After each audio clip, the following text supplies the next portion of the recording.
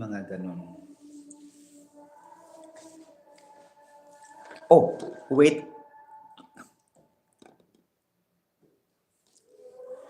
Hello, I'm coming back. So, in our part 2 of our lysine, okay? So, lysine basically, guys, actually it's not lysine that will cause this age. What is age? This one, age. Right? When we study different terminologies in high school and college, we are fond of doing the acronyming, no? In our memorization skills. If you have done that part, then that's a strong technique, no? But if you are not doing that, so I don't think so, but it depends on your strategy also. Okay, this is acronyming AGE. So this is advanced, advanced glycation. What is glycation? No? Okay. Glycation is the process of using glucose, no, to produce products which are harmful to the health, such as the free radicals, no, that will cause oxidative stresses and damage to the cells, no. So it's not really that a positive process. This is more on a negative biochemical process or biochemical reaction, no, things like that. Okay, advanced glycation, okay, and products, no.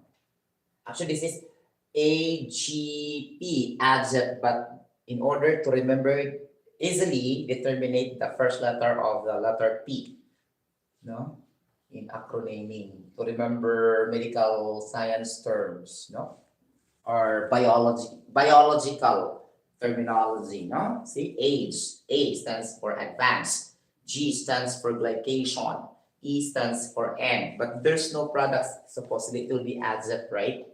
So in order to make it easy to understand, that's a age only. Because if you say advanced glycation N, so it's not also a complete, no, structuring of our title. No? It has to do something with a noun and product, no? Things like that. No, prepositional noun. This is called prepositional noun. Prior to the noun, you will put the preposition up, down, like that, no? Beside, near, like that. This is end product because that's the end, not the beginning, right? Preposition. So a prepositional noun. So if you say advanced vacation end, it looks like hanging. So that's why you need to add the noun. It's no longer adject, no? It's age only, okay? What is age? So this is a harmful, okay, get the point, harmful, okay, compounds, no? Okay, harmful compounds produced, okay, by, okay, high sugar. Okay, we mean of high sugar here. This is understood to be the glucose sugar, no? It's not the glucose or the fructose. But anyway, this fructose will convert later on to glucose. This general high sugar. Okay, but what it means here kasi glucose sugar in the bloodstream. In what it means here, the sugar identity here, it's not fructose, it's not sucrose, it's not maltose, it's not lactose, it's not galactose, it's not sucralose, it's not dextrose. Okay, you get that point because there's a lot of sugar, right? It's not what with OSE, the last three letters that indicate a sugar family, right? Okay, so harmful compounds produced by high sugar reacted to amines okay, and lipids, okay, which, okay, which, can damage the cells, okay, okay, and produces oxidative stress. You get the point? You get the point. So there will be no cancer appearing if there's no oxidative stress, no? You get the, for example, there's a bacteria, microorganism, bad microorganisms, no? Okay, meaning the detrimental microorganisms, the antigens, no? You get the point, no? Like a parasite, attack of a worm, like that, no? That will destroy our immune system. So this can, trigger the oxidative stress, no? Because they will try to stay in the electrons that are not shared, meaning there are electrons that are not paired or reacted or chemically compared to the others electrons of various chemicals, meaning lone pair of electrons or unshared oxygen electrons.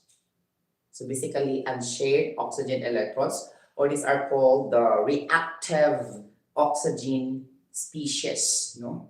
Reactive oxygen species or the free radicals.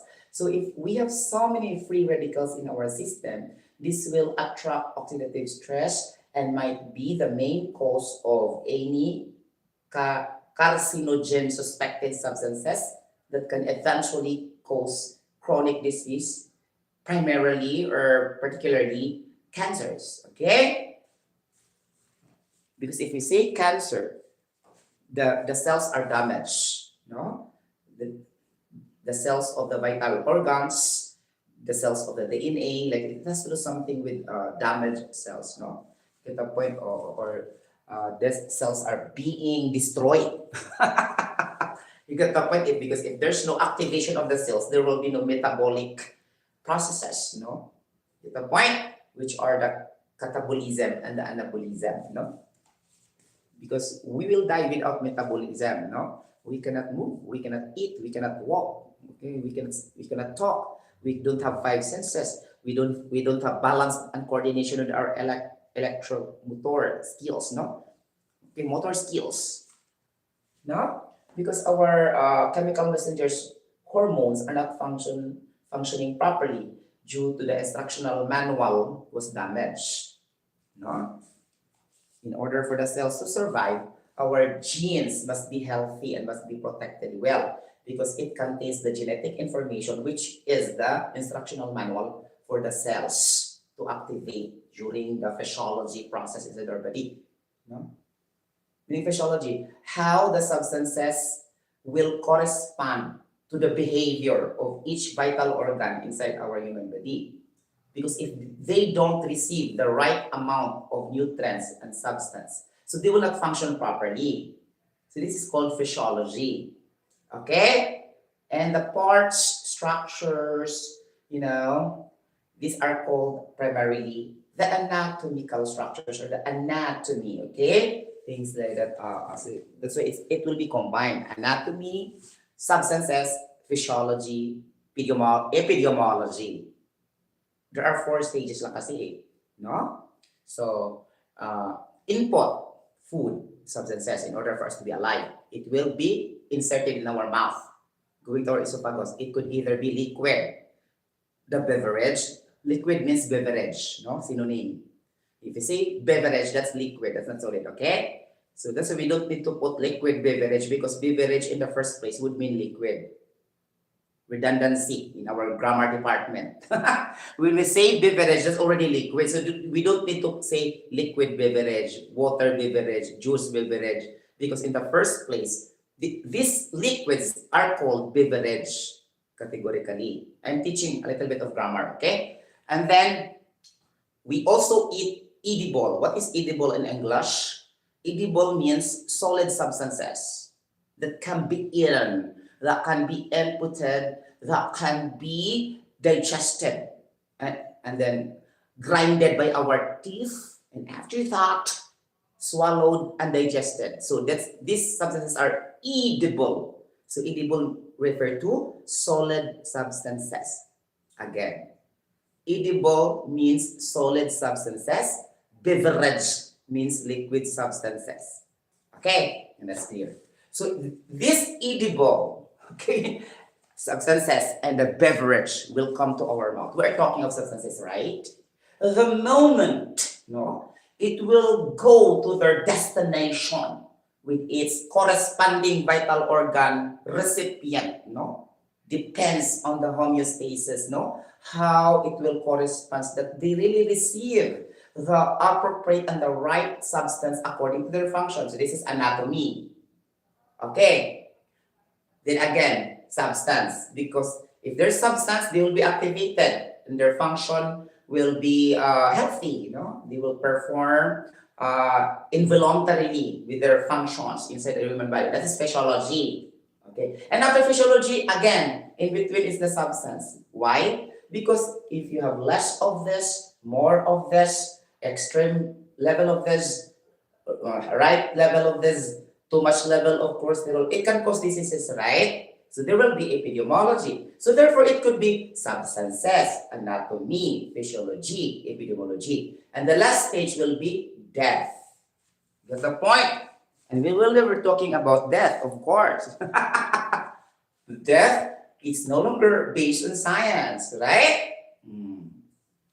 Kita pa, so kung ito sa substance, anatomy, physiology, and epidemiology. So if we say, Sir Sotero, the laboratory test, we are determining the certain substances which are beyond the level.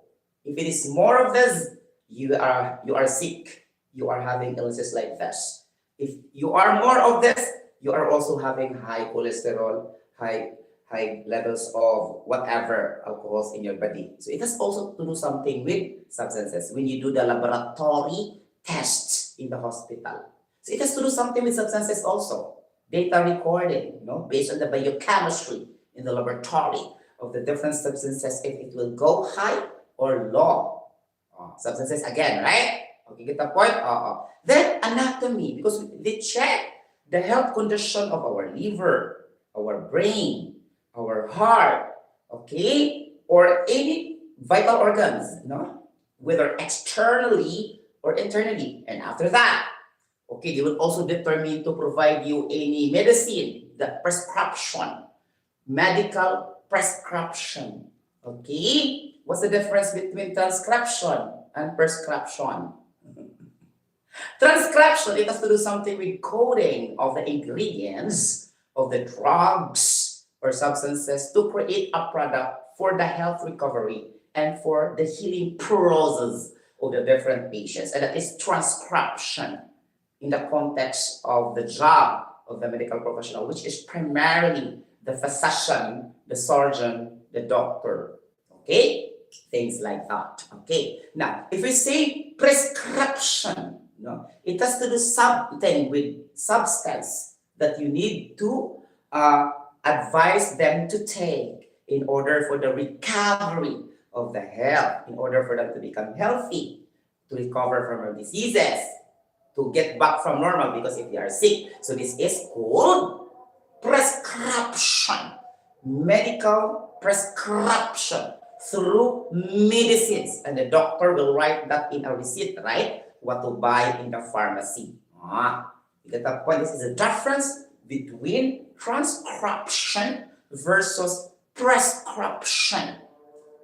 Okay, and that's very clear. Okay, so it has to do something with substance. Okay, anatomy, because they have to check the condition of our lungs through the X-rays, to the different technologies used to determine if our vital organs are functioning very well, if we have bone dislocated, if we are sick, if we have fever, or it has to do something with the anatomy, the parts, the internal, external parts of our body. And after that, they were also studying the physiology, in order this vital organ to function properly. That's why they describe the right medicine, the proper medicine, in order our vital organs to function properly, in order for us to stay healthy. That's why physiology, the function towards the collaboration of the substances inputted to the vital organs. Okay, so physiology. And after that, since the result says that you have higher cholesterol, too much, you develop already type 2 diabetes. Your salt level, for example, the oxalate salts in your kidney and your nephrons, the semi-permeable membrane of your kidney part, which are the nephrons, are in trouble. Then you need dialysis already, or kidney failure. So this is now epidemiology. So it has to do something with this only. Substances, anatomy, physiology, and epidemiology. Now, if you don't care of our health, then we will die. Okay? So, in between that, we need to maintain our health data, health record, our levels, because it has to do something with the substances also. We intake the drugs, the medicines, the antibiotics, like that.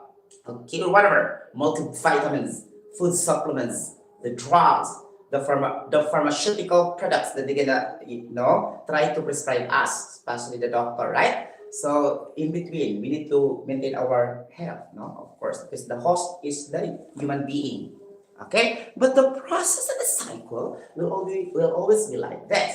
So that's why you need to be good in what? In substance chemistry. First. Okay, and number two, in biological aspects, in biochemistry. Okay, and then in basic general medicine. Get that point, no? And the basic calculations of the daily intake, or the dosage of the medicine you're going to intake, that it will not be going above the instructions of the particular medicines that a doctor prescribed us. There's also mathematics a little bit, but you don't need to bother about that because it's highly measurable and extrinsic. So what that it means, it's extrinsic, because usually there is a scope, right? Plastic spoon, no? Put in the bottle of that medicine that there's a milliliter graduation you have to follow. 1 liter, 2 milliliter. There's a graduation of the volume you need to follow according to the instruction of the medicine. So that is a little bit of mathematics through intrinsic observation, no? Directly measurable, using your eyes visually to determine and record the volume you're going to intake so that you will be healed and recovered from your diseases and illnesses and sickness. Okay? Okay, it's very clear. Too much discussion, right? Okay, so we have here, okay, advanced glycation end products. Harmful compounds produced by high sugar reacted to amines and lipids, okay, or even fats, because fats belong to lipids. Actually, guys, lipids categorically the general term of the fats, but it doesn't matter anymore as long as it means the same thing, right? But if you try to be strict, okay? Why is there? Because lipid is a special name, devoted to macromolecule. But fats is a name that can be associated with individualistic approach of seeing the substance. For example, I will say saturated fat, stearic fat. So we'll attach the word fat. But the word lipid, you cannot say that to another substance. It means generally, general aspect. Okay, so that's why it's better to say lipid rather than a fat. If I say also carboxylic fats, saturated fats, polyunsaturated fats. So there are different substances that you're gonna incorporate the word fats when you say it, when you write it. But when you say lipid, it's not every time being put in the sentence, in the paragraph. So it meant only for a general caption category when you say lipid. So therefore, since the 4 types of macromolecules are protein, okay, you get the point. Nucleic acids that composed of RNA, ribonucleic acid, and DNA, deoxyribonucleic acid. Okay, and we have the lipids supposedly. I'm using this as more appropriate compared to fats because fats are examples to lipid. Okay, you get the point. Things like that, and we have also the carboxylic acid. Get the point? So the fats or the lipids or fats, pwede naman siya. Okay? the protein, the carbohydrates, and the nucleic acid. Okay. Okay. Actually, the carboxylic acid, okay, belong to the lipid. Very confusing, right? The carboxylic acid belong to the lipid. Because carboxylic acid, mga palangka, technically, this means carboxylic fatty acids. So these are the acids of fats. Again, carboxylic fatty acids. When we say fats, okay, this fats has an acid called carboxylic acid. So therefore, when we say stearic acid, oleic acid, linoleic acid, okay, and linolenic acid, get the point? And various oils we use in our kitchen. Imagine, amazing, these are acids driven in fats, because those are carboxylic fatty acids or carboxylic fats or fats. So there are ways how to say it. But the technical perfect terminology is carboxylic fatty acids. The termination of the word acids used in the generality if you are not majoring in chemistry, biochemistry, chemical engineering, and base chemistry. But these people are very technical in nature. That's why we cannot afford to say that in public. No? Okay? Of course, as a registered chemical engineer, I don't have to do that. I need to be technical. Okay? Things like that. You get the point? So if you will say fatty acids, this will also mean the fats. So meaning to say, if you see the packaging of the products inside the bacala, in the tablet market, in the supermarket, and you saw already unsaturated fats, okay, trans fats, okay, unsaturated fats. So these are all fatty acids. So there's acids in there. So therefore, organic acids, it's not the same with organic acids. So inorganic acids and organic acids, the two types of acids. Okay. The inorganic acids are those acids that follows the principles of Arrhenius' theory of acidity and basicity, Bronsted-Lowry of acidity and basicity, and the Lewis theory of acidity and basicity. If you try to remember our general chemistry lecture, shout out to my chemistry teacher in high school. Thank you so much for the knowledge. It's still implanted in my brain, okay? And to all my classmates who believe too much in my capability, in learning chemistry. Because sometimes also I'm teaching to them when we are talking like that, where we are in group, and they ask me, oh, so tell how to do this, like especially the balancing of chemical equations, chemical reactions. We normally talk like that. So every time they will ask me also, okay? Things like that, okay? So shout out to you, my classmates in Naga National High School. I graduated in a public school, but I'm very proud in terms of intended learning outcomes, because public school teachers are so seasoned and veterans, in terms of their expertise, in their piece of a cake, you get the point? They are veterans and seasoned public school teachers, vast experience, in their effective methodologies in teaching compared to some of the neophytes in the private schools. Okay, this is subjective. This is the opinion. Okay, things like that. But I'm not saying also private schools don't have veterans and seasoned teachers. They have also, but most of them are in the public schools because of the remuneration is higher in the public schools compared to the private schools. Of course, they were normally staying in the public schools. Okay, you get the point? Majority. Okay. But for the experience-wise, you have to go to the private schools, or it depends on your load. If you have so many loads and there are subjects to teach, then your remuneration will be adjusted also. Remuneration means wage, salary, your pay, like that, okay? Things like that. Your financial benefit.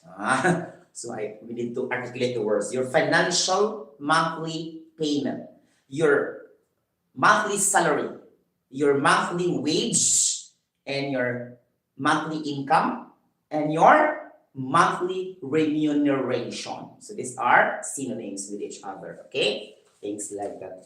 Okay, so oxidative stress. Okay, now, okay, so if we see in this situation, the damage of cells is very important, no? And then the oxidative stress also. Okay, so after there will be an oxidative stress due to the unpaired electrons that were not being shared, no? It will try to steal the molecular electrons, no, that are useful in each vital organ. Okay, because our vital organs needs oxygen to survive, and some oxygen electrons and atoms in it can be acquired through eating in the form of substances that contains O, because normally substances contain CHON, CHON, the protein, the carbohydrates, or whatever, like that. It contains oxygen. Apart from that also, we are also inhaling oxygen in the atmosphere. That's why we intake that every time, going to our nose, no, and going to our respiratory. So it's also add oxygen during our inhalation. So it's expected that we have a lot of oxygen atoms inside our body. So the chance is there will be imbalance, no, of oxygen shared electrons there. So there will be a covalent chemical bonding history in relation to biochemical substances, meaning the sharing of electrons, no? So we have unshared electron. So the unshared oxygen electron will be destabilized and impaired. So they will exist in single effect, like a standalone individual or a standalone persona inside our body. So meaning to say, they will try to damage the plasma membrane. You know what is the plasma membrane? So the plasma membrane is also called the cell membrane. Okay, meaning the lining, the outer lining of each vital organ. You get the point? Oh. Now, if there's excess electrons that unpaired and shared, it will damage the lining, no? It will inflammate, no? Inflammation. You get the point? Wounding and everything, and by the time it will really destroy. Okay? So this will cause cell damage. That's why diseases will come in. So that's why we need to remove these free radicals, no? You get the point? The reactive oxygen species that are not stable. Okay? So they will now touch the stable oxygen in that molecular oxygen found in each vital organ inside our body. So this is called oxidative stress disease. So this oxidative stress that produces millions of free radicals if we're not taking of our health, if we have eating disorders, okay, then it will really grow. This will cause, okay, heart diseases. Okay, get the point? Skin aging. That's why we have too much wrinkles, even though we are young, but we look old. That's due to oxidative stress, my friend. So it's not your mental are stressing, but your vital organs are stressing inside your immune system or inside our body. Dili siya ang mental stress, but rather the vital organ stress. That's why oxidative stress, due to the unshared electrons or free radicals. Okay. Why they are called free? Because they can move anywhere to destroy the vital organs. That's free. You have freedom. That's why free. Why it's called radicals? Because it has to do something with an ion characteristic in chemistry. What is an ion characteristic?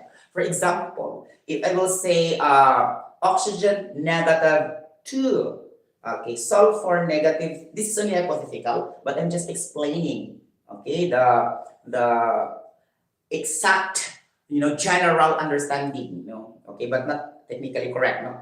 Example only, hypothetical. If I will say sulfur -2, oxygen -3, fluorine -3, these negative charges, are called an ion, okay, because they are negatively charged particle. So once it is charged already, it produces a negative charge called an ions, meaning the negative ions, because there are two types of ions, positive ions and negative ions. Positive ions is the cation ions. Negative ions are the anions. So in what way that they're gonna be like that, sir?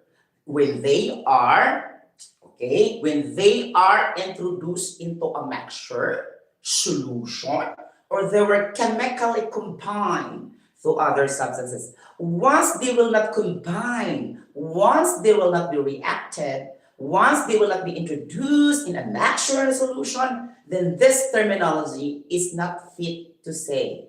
These are called neutral element. For example, if we'll say iron, Fe, there's no charge I put here. Meaning this iron is a natural iron that is not yet reacted to mixture, solution, you don't put liquid, there's no chemical reaction. Once I introduce a certain element added to it, for example, I add oxygen gas, it will become FeO2, for example, ferrous oxide. So we will illustrate now the charges, no? Because there's mixture, solution, there's chemical reaction. So if we don't add anything, this is zero. So the charge is zero. Okay. So why is there true in chemistry we use positive to? Because we associate that in a chemical reaction. We add so many reactants and products, so it will be charged, obviously. Once we have the chemical reactions, automatically the element will be charged, whether it is positively charged or negatively charged. So that is really the concept why they have an oxidation state, oxidation number, and charges, because it's already understood to be reactive, no? To be chemically combined to other elements, to be introduced and to be in the mixture, in the solution. Once there will be no partner, it will become a neutral element forever and ever. The charge is zero. So therefore, iron is a neutral element in a natural way. But if you add something, that's the time it could either be electrically charged or negatively charged or positively charged. But electrically charged and negatively charged, it's a synonym with each other. Basically, electrically charged and negatively charged, because usually it has to do something with electrons, movement of electrons. When you say movement of electrons, there's electrons flow. It has to do something with electricity, right? Okay, that's why when we say negatively charged particles, it is electrically charged. It's not positively charged. So it has to do something with what? Electronegativity. Electronegativity. Okay? This is an identification how electronegative is the element is or not.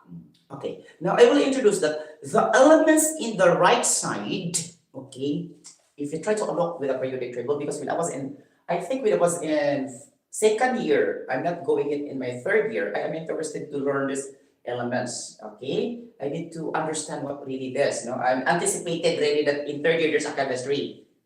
So even though there's no third year first, no, I already forecasted ba what are the studies in chemistry. Hindi pa ko anticipation study, get the point? Oh. So I bought the periodic table at a very young age. There's a circle. I started to memorize it properly, the arrangement like that, no? So when I reached college, I didn't struggle, no? Which is alkaline, no? Alkaline metals, alkali earth metals like that. Okay, the unstable elements, the noble gases, the transition elements, the lanthanide series, the actinide series, like that, no? Okay, and everything. The chalcogen, oh, I love it, chalcogen group, the halogen group. Halogen and chalcogen are not the same, right? Okay, so, and the BCNOF concept, because that's very important in covalent bonding, no? In determining the electrons of the outermost shell, we need to memorize perfectly the BCNOF category: boron, carbon, nitrogen, oxygen, fluorine. And the most electronegative element in the periodic table is the fluorine. So this is the basis that all of them will be attracted to fluorine, and we can determine which among the elements compared are more electronegative over the other. So this will come out in the examination, right? And also the highlight of the opposite, the law of opposite, no? The electropositive. If you have the electronegative, you have also electropositive. And the most electropositive element in the periodic table in chemical engineering students and basic chemistry students will be taking board exam in the future, francium is the most electropositive element in the periodic table. I hope so you remember this also. No? Okay, that's a point. Basic but very important. Okay. Okay. So this oxidative stress, both by the age, the advanced glycation and products, will produce heart disease, skin aging, wrinkles like that. And somebody said, "Why you are young?" Because it has to do something also the substance I intake. No, I am very particular with the substances I take every day. I don't put sugar in my coffee. I don't excessively eat chocolates. I don't even eat excessively sugary substances or sweetened foods like that. Okay, and I stock also citrus fruits in my refrigerator. I have lemon. I have apple. I have grapes like that. I have orange. Like that's I have blended with citrus fruits that contains antioxidant that will fight the oxidative stress. Okay, because citrus fruits are highly recommended because it involves and comprises a lot of antioxidants that will fight the free radicals, no? And then it will make it stable, no?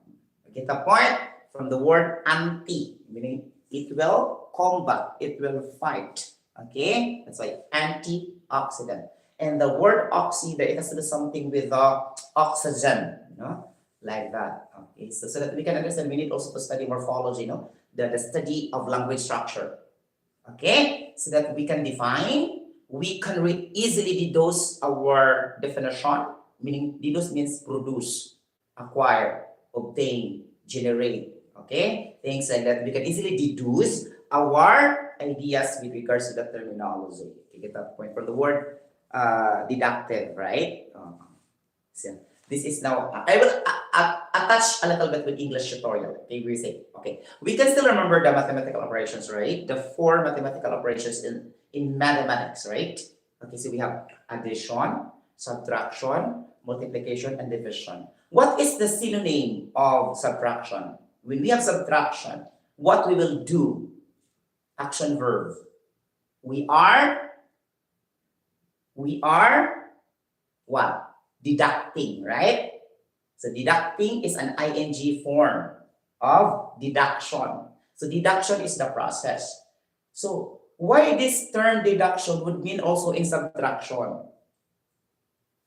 Right? Because this means, okay, in the analogy ba? Okay, we say deduction in math, deduction in professional education, or deduction in science. So we have 2 terminologies, the same letters, the same terminology, but in the context on how you use it, it has a different meaning between each other. You get the point? Okay. When we say deduction in philosophy, okay, this has to do something with, okay, stating the general statement into smaller specificities, okay, or examples, from general to examples when you try to deliver the instruction. For example, Sotero doing the discussion, I need to start first with a general statement, like a general theory, and then later on I will give examples. 1, 2, 3. This is called deductive, deductive teaching or deductive learning from the word deduction. So here, right, would mean from larger to smaller. So there's also a process of reducing. Okay, here also deduction in math, right? 8 minus 4 is equals to 4. So we need to say from 8 it will become 4. So the general is 8, the specific is 4. So it also follows the analogy, but in another context, in a number. Okay, you get the point. So why I said if we deduce, because I stated the ideas specifically when I say before. I said the technical ideas, but out from the general side. Oxidative stress, deduce the 1, 2, 3, 4. That's why I use the word deduce.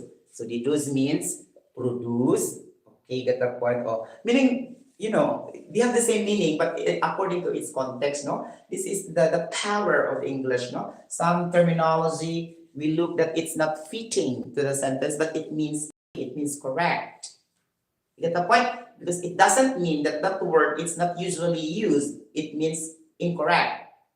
There are, I think, thousands or more words that are not usually seen by us in our eyes, or we don't normally hear them by other people talking and speaking, but it's not wrong grammar. It's just that we don't hear it, we don't read them, we are not familiar to them. Them also can be used now in objects in English, not only to people. This is third personal pronoun. When we say them, it's also applicable to things, materials. Okay, I'm just explaining. No? So because I use them in an object, right, or in an ideas. No, that's also interchangeable in English, huh? Okay, so we can also use them. Okay, things like that. So, any question so far?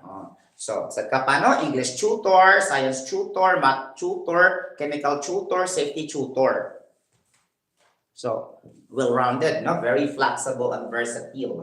Okay, these are only the words that come out in my mouth at the moment, and it's part of the moment. So, don't misinterpret that I am arrogant. This is my natural.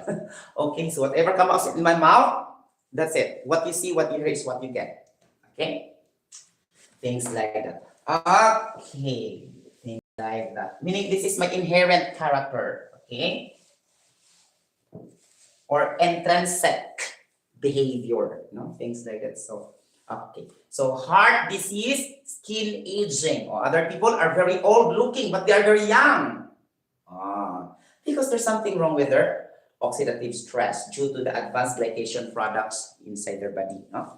Okay, so we have here also, okay, heart disease, kidney failure, okay? Kidney failure, skin aging, heart diseases, aging of the skin, okay, and diabetes. So if you have excessive AGE in your body, advanced glycation products, you suffer these illnesses. And if you cannot control this, you will develop systemic or chronic diseases and illnesses. Systemic, it has to do something that is driven by hormonal deficiencies through the linkage of each vital organ. Systemic, no? Okay? And it has to be closely associated with chronic diseases. So meaning they can be used interchangeably, no? The chronic disease or systemic disease, or another term for that is irreversible diseases, because majority of these chronic diseases, okay, and systemic diseases are irreversible. Okay, it cannot be healed, no, directly. Even though a certain specialist will help you, you can stay at least for how many years? By time come, you will die if you have, for example, stage 4, stage 3. But some also survive, but literally, based on statistics, are not so many. There will be surviving, of course, but based on the records of World Health Organization and CDC, you know what is CDC? Center for Disease Control of Diseases, Center of Control Diseases, okay, of the diseases, that is CDC, no, in America, okay, things like that. Most of the chronic and systemic diseases are really problem, okay? We could not expect we will stay longer in this planet Earth. We will be given 2 years, 3 years, 4 years. That's the lifespan back. Okay? And the doctors will never say that because this is highly confidential according to their code of ethics. No? They will never say that ahead of time. And the moment you will come back to the hospital and then there's a progress also, the doctor will just keep her or his mouth shut up. But you know already what will happen. Because this is their professional ethics, no? That they will not reveal or disclose at an early phase. That's why they keep on prescribing something, medicines like that. But obviously they know already what are the lifespan of these patients, no? Normally. Okay. As a living testimony regarding my father who suffers liver cirrhosis, no, in 2002. Okay. Things like that. Okay, the question so far for this. So this is advanced glycation and products. Okay. Now, let's explain what are those oxidative stress, no? Chemicals. The point of things. Okay. So we can see them microscopically, through a digital technology, like that. We cannot see them macroscopically by our naked eye, in our eyes, no? There's always a micro technology in the medical field, medical science field, that will try to monitor what's happening in our free radicals inside. Okay? by a certain microscopic technology, no? Just to observe the behavior of these free radicals, how it will affect the vital organs, like the blah, blah, blah, so and so. If it develops already 1 inch tumor, yeah, right? Tumor, okay? Like that, okay? The tumor and the cancer don't have the same meaning also, huh? Because the tumor would mean it's a growing of a certain deficient part of an organ. That's why it grows due to the abnormality of the cells in there. But cancer is a disease really generally due to the cancer cells, no? The damage of the cells. It doesn't specify the location of the condition that suffers the growth of the condition. This is the difference between tumor and cancer. So, meaning to say, tumor is only a significant signal that you have a cancer, or a visual identification or indicator that you have cancer, because you develop the tumor that mainly driven by the damage of the cells, no? Parang ganon. Di sila parehong meaning ang tumor o ang cancer, okay? Okay, things like that. Any questions so far for that? Okay, now, so we're gonna introduce this AGE. So this can be produced by sugar plus, too much discussion for this, guys, no? It looks like very, detailed fashion, no? Sugar plus lipids and fats, okay? Sugar plus, okay, what? Carbonyl group. Carbonyl group from the protein. Are you sure sa protein has a carbonyl group? You don't believe in me? Why protein is a carbonyl group? So I will show you the functional group, the functional structural formula now. Okay, so protein contains carbon, okay, single band hydrogen, double band side chain reaction, which is normally called the alkyl group. Okay, then here we have the carboxylic fatty acids, double band oxygen, single band OH hydroxyl, and then we have here the primary amine attachment, the NH2, the amino group, the nitrogen and the nitrogen group. So this is exactly the general functional group of an amino acid that contains in the one protein. Because when you say protein, there's other also chemicals attached on it. But this functional group is always present forever and ever. Amen. If there's no like this, that's no longer protein. Gets? Meaning to say, if that is a protein that gives us energy, we always have these chemicals inside our body in order for us to be energized, to run, to move, to walk, to think, and everything we do, because we cannot do these things without protein, because we don't have energy, right? Okay, things like that. Okay, so this is the amino functional group. Okay, but since there is R, this is already a protein, and this R is we don't know yet. That will chemically react in here. So every time we're gonna change the capital R to something, for example, it will react to furline, it will react to rhodopsin, it will react to zeaxanthin, it will react to the example, no, a lot, no. It will react to aspartame, sorry. If it will react to folic acid, okay, pantothenic acid, pyridoxine, name it, so many chemicals, right? Okay, all we have to do, as I advise you, if you are now in first year BS Chemical Engineering, you need to be super expert, no, in these substances. We don't need to wait for our teachers to teach us the Haber process, chemical reactions with a specific catalyst to a certain temperature of 1000 degrees Celsius, like that. No, we need to learn these things. No, we need to reflect by our own, and this is discovery learning. No, we need to develop our new learning from the previous lesson. We get a prior knowledge and attach to the present lesson so that we can discover another newfound knowledge of a particular lesson. This is discovery learning, meaning we are independent, no, by anybody else. Of course, we need somebody to teach us, but that's also apart from our own learning. Na extra special. Things like that. Once we have too much extra special, plus the teachers delivered to us, then what happened? Okay, di ba?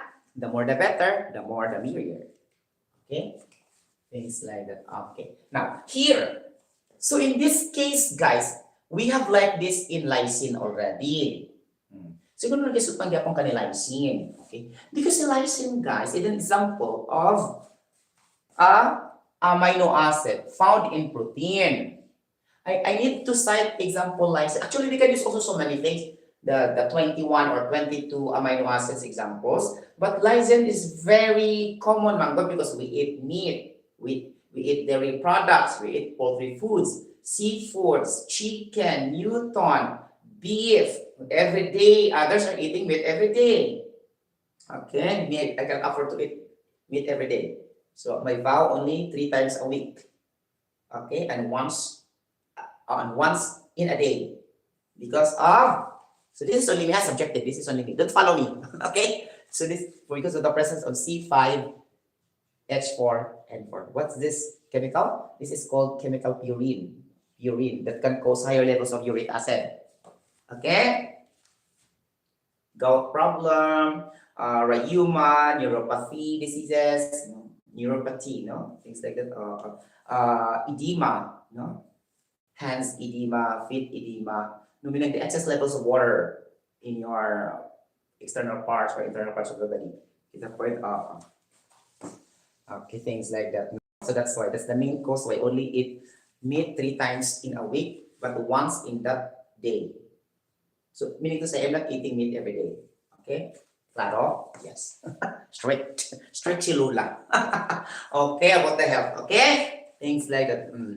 Okay, things like that. Not only that, purine also will trigger to a suspected carcinogen compound called nitrosamine, because in a day, especially if you love bacala, whatever, the food inside the bacala contains a lot of preservatives, like noodles, like canned goods, Okay, so this will be preserved due to their shelf life, That's why they will not be expired easily, and that's the function of the nitrates, to maintain their taste, their deliciousness, their acquired synthetic nutrients. What is synthetic nutrients? Meaning artificial nutrients, not natural nutrients. Okay, you get the point. So that's the purpose of nitrates. Okay, things like that, and then we added that also in a meat every day, like that, blah blah blah, so and so, whatever, and all can, not only that, the condiments also, like the ketchup, like that, the sauce. Okay, but we are not.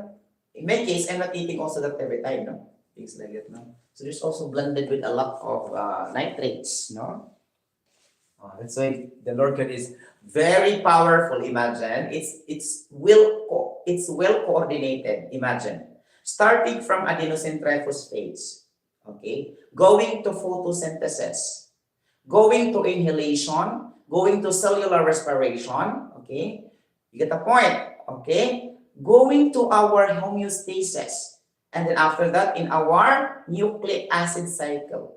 These are full of nitrogenous substances called nitrogen. So that's why the Lord God created 78% nitrogen by volume in the atmosphere.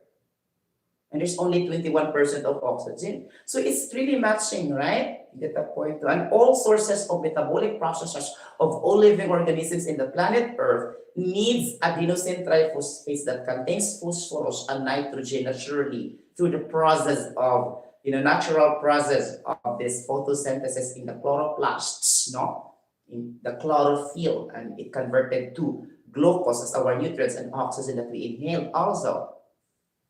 Apart from inhaling oxygen, we have also an oxygen as the result of the conversion of light energy to chemical energy, that is photosynthesis, right?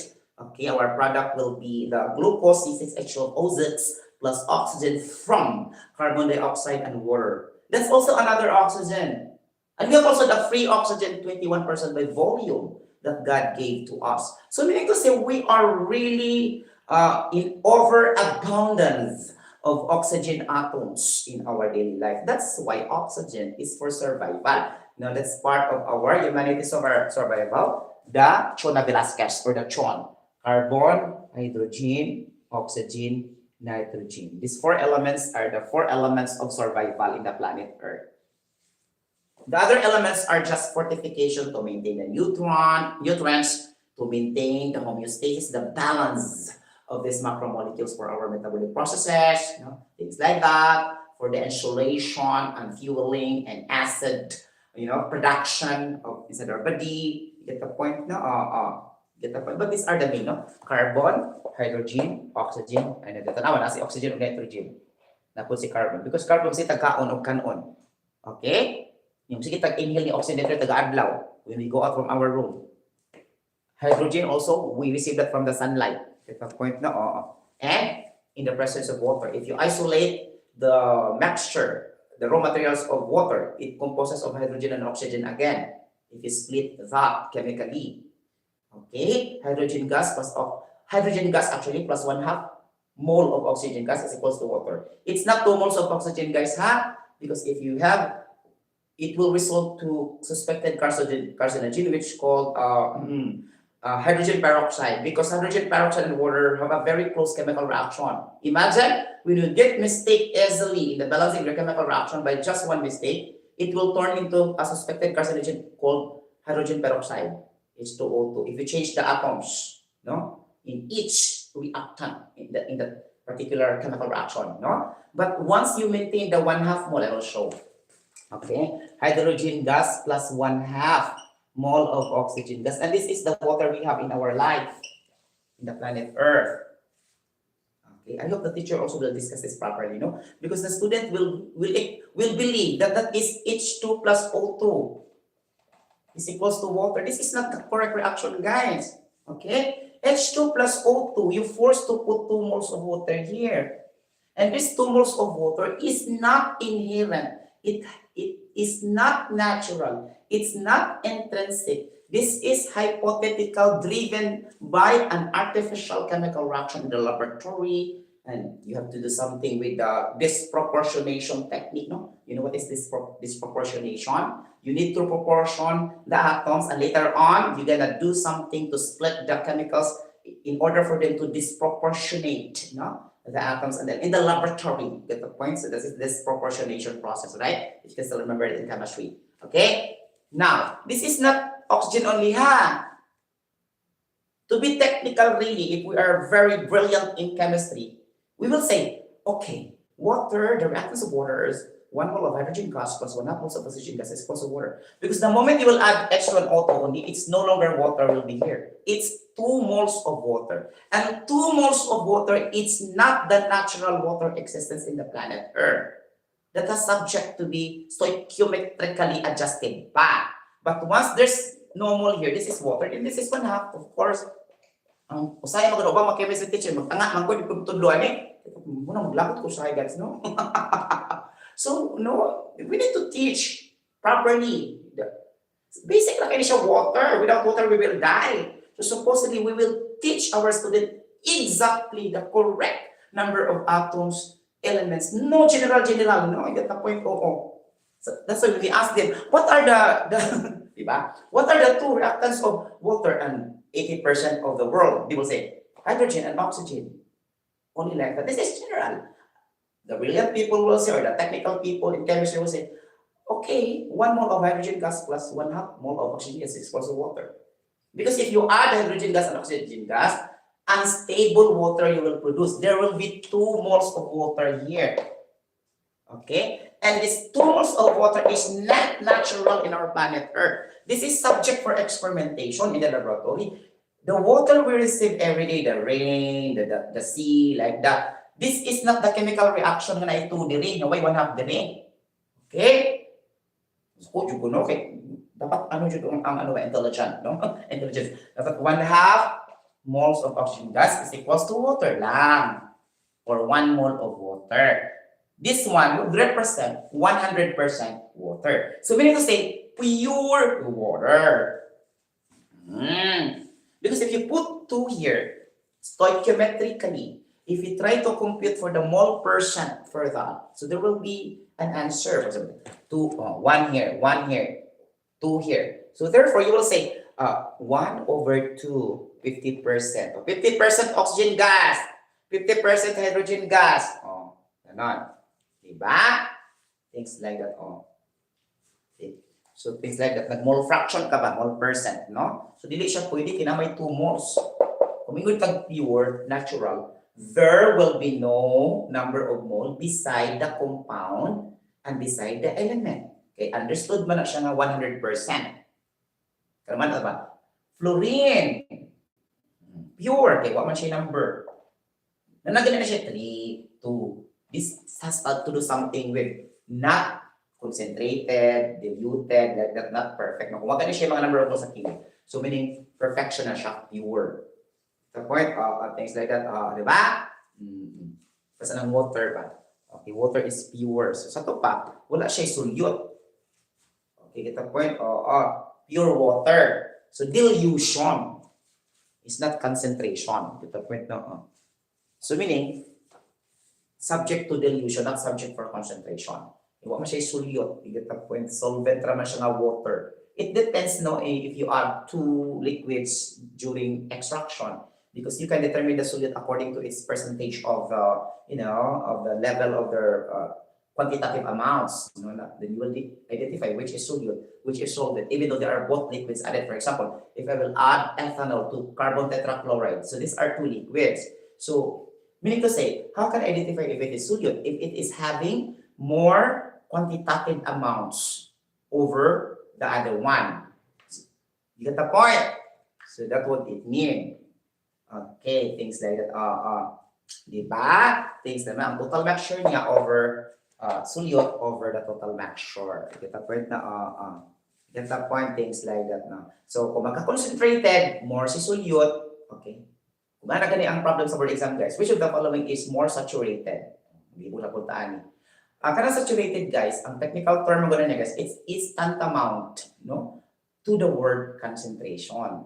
Okay, if you say highly saturated, highly concentrated, synonym lang na siya. But in another approach ba on how to tell that particular compound, no? Kasi kung ingkod mga saturated, it's more on talking the determination of concentration and dilution in terms of organic chemistry, organic compound.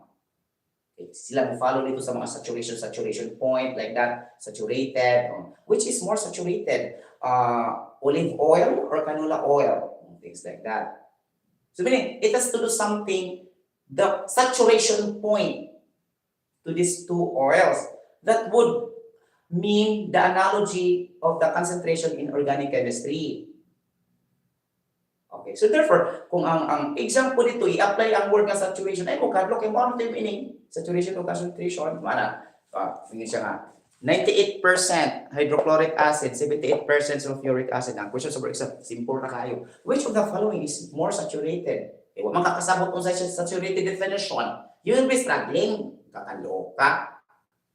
Ang kuwang ni mo, vocabulary na dyan. That you cannot identify saturation versus concentration. So po. Hay nako. Okay? Yun lang. Kita point, no? So parang ako, it's an edge good siya kung grabe imong total comprehension ba. No? Advantage good ko if you are very intellectual in English subject. Kita point, no? Oo. Pwede rin niyang mabawi ang mga math. Kita point, no? Because math deals with thoughts, with context, with grammar, with sentence, with paragraph. The moment you will understand each terminology and the point and the subject and the predicate and what is being asked, even though you are not very good in mathematics, it can help. You get the point. So it needs an edge like that. No, it's not really that a requirement talaga na bright kog math, no? Get the point. Kailangan kay bright kog math nga hagmong sa board exam. Get the point, no? Okay, hinay po sila mga theoretical aspects or conceptual aspects, no? Mga memory retention type of questioning or mga objective questions. For example, who discovered chemical engineering? Di ba mayabo na? Who discovered caffeine in 1821? Ayun lang. Jean Pierre Robecque. Di ba? Kuwang sa sila ginhani. Kita point, no? Who discovered penicillin as a chemical? Pwede mo, bright kayo mo solve unit operations. Okay, distillation, extraction, mga fluid transfer. Pati bright ta. Pero kanina ganyan question, kung tanising pula, di ka tubag. Yeah. Sa board exam, ubay man po. Kita po ito, which of the following reaction, di ba? That would mean combination. Diyos ko po, combination, mo juga kasabot. Kaya ang word sa libro mo, nagibutang mo dito. Different types of chemical reaction. Naman mo dito ang synthesis. Wala siya kasabot kung sa meaning sa synthesis. So, klaro kayo kung ang vocabulary may balaan pa, maka-answer ka. Combination is just synthesizing. It's just combining. But it's not the exact letters and spelling reflected in the book in chemistry. So what's this all about? This has to do something and to alert us that our knowledge and learning must not be totally bookish. You know what is bookish? That everything is by the book. Okay? It's not like that. This is the time vocabulary will work. Okay? Oh, diba? Combination and synthesis have the same meaning. Okay? But you can never see the word combination in all books in chemistry. They will just always written it in synthesis reaction. Single replacement and single displacement, double displacement and double replacement, decomposition, chemical reaction. And then the last is combustion, chemical reaction, whether it is a complete combustion and incomplete combustion. Sometimes they will include also the special photosynthesis in the last category. But some books will not try to put that also. No? Okay, get that point. Ito yung 6. So, appeal mo muna sa photosynthesis. Okay, sa last, no? Get the point? You get that part na. Hindi mo na siyang memorize yun no, sa mga production of products na punta siya. No? The difference between complete combustion and incomplete combustion. Because when we say CO2 and water, that is complete combustion. We are not saying the incomplete combustion. Since we are very, sa complete combustion, study ang incomplete combustion. Sa industrial stoichiometry, sa chemical calculations. Okay. Kung naman kayo, gas-gas naman kayo ang complete combustion. That if you add organic compounds plus oxygen, will produce carbon dioxide and water. So it's very popular and common and prevalent all over the world that all students will practice that. The complete combustion or the combustion. So if we say combustion, by default, that would mean the complete combustion if we don't put adjective and description. Okay? That would not mean incomplete unless otherwise specified. So that is incomplete. Or it is seen by the chemical reaction itself, the elements that you can identify this is an incomplete combustion. Okay?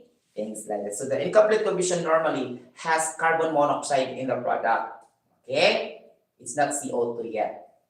Okay, things that and somewhere along the way it yields to the CO2. So there must be a primary, secondary, tertiary chemical reaction. You need to cancel here, and then what will be remaining will be the product and the reactant and the product. But there are also elementary chemical reaction, first phase, secondary chemical reaction, intermediate chemical reaction, and the final chemical reaction. And you're gonna add also just like math, cancel if you have the same elements, both sides, and the final product now will be your complete combustion.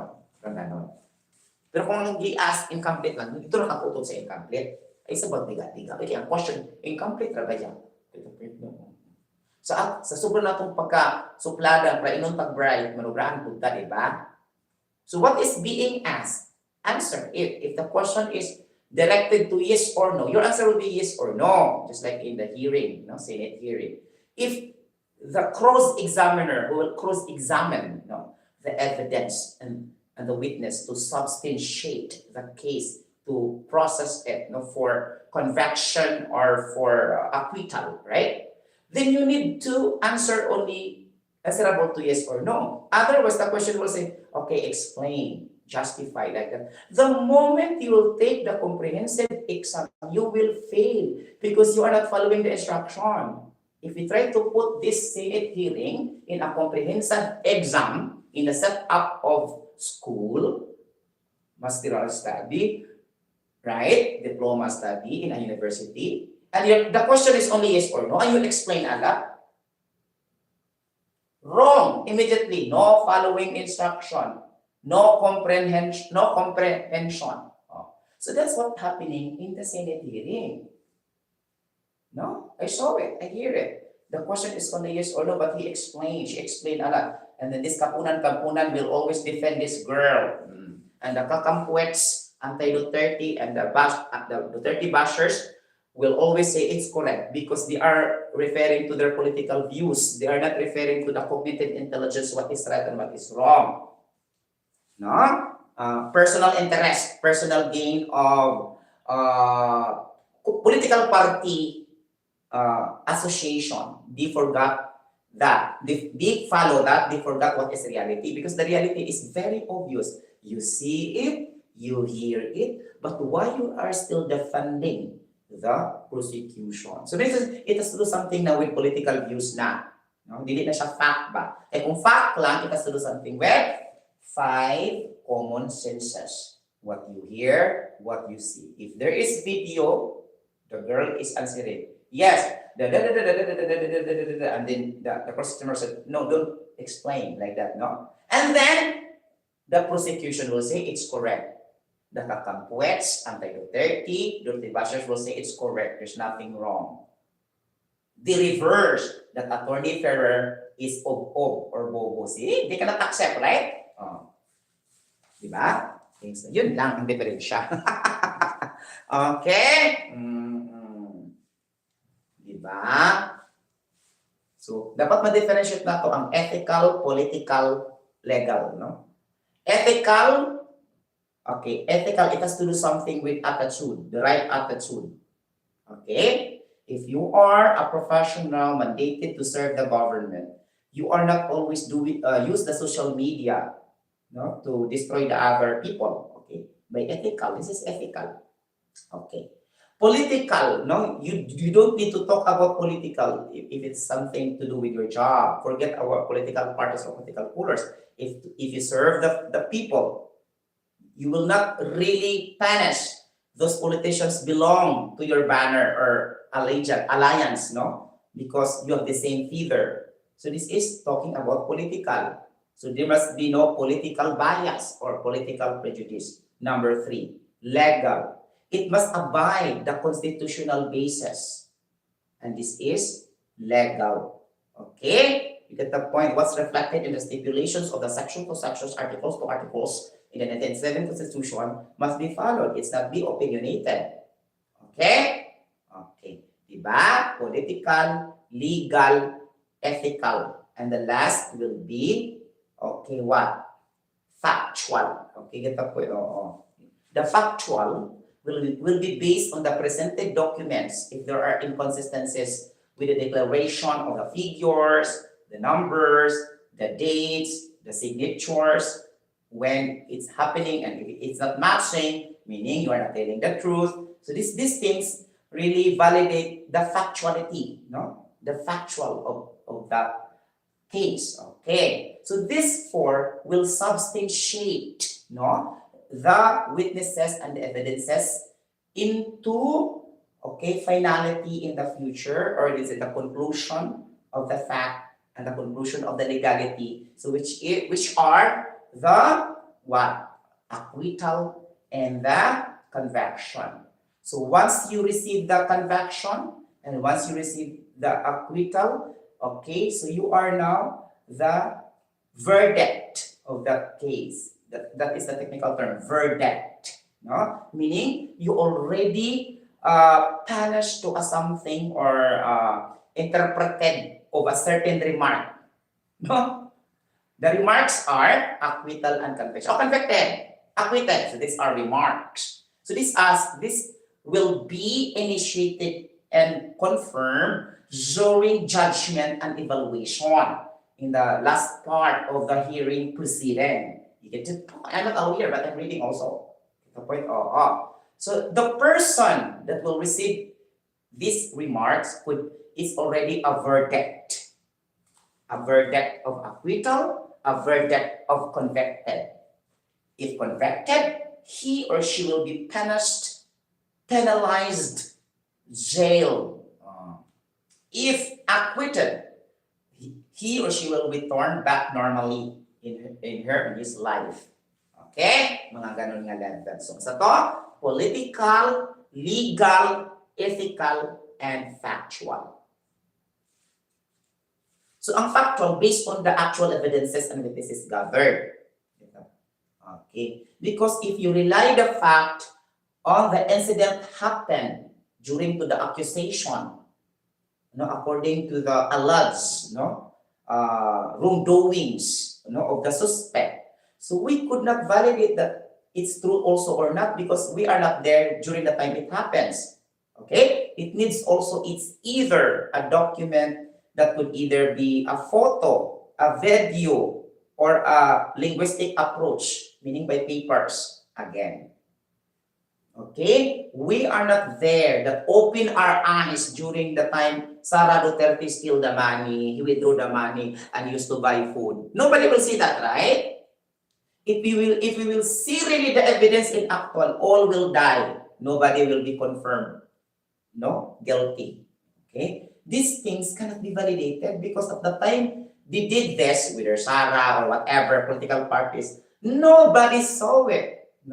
Only their cohorts see that also. You know what is cohorts? Meaning belong to the conspiracy, belong to the alliance who did the corruption. They are also the people who saw it.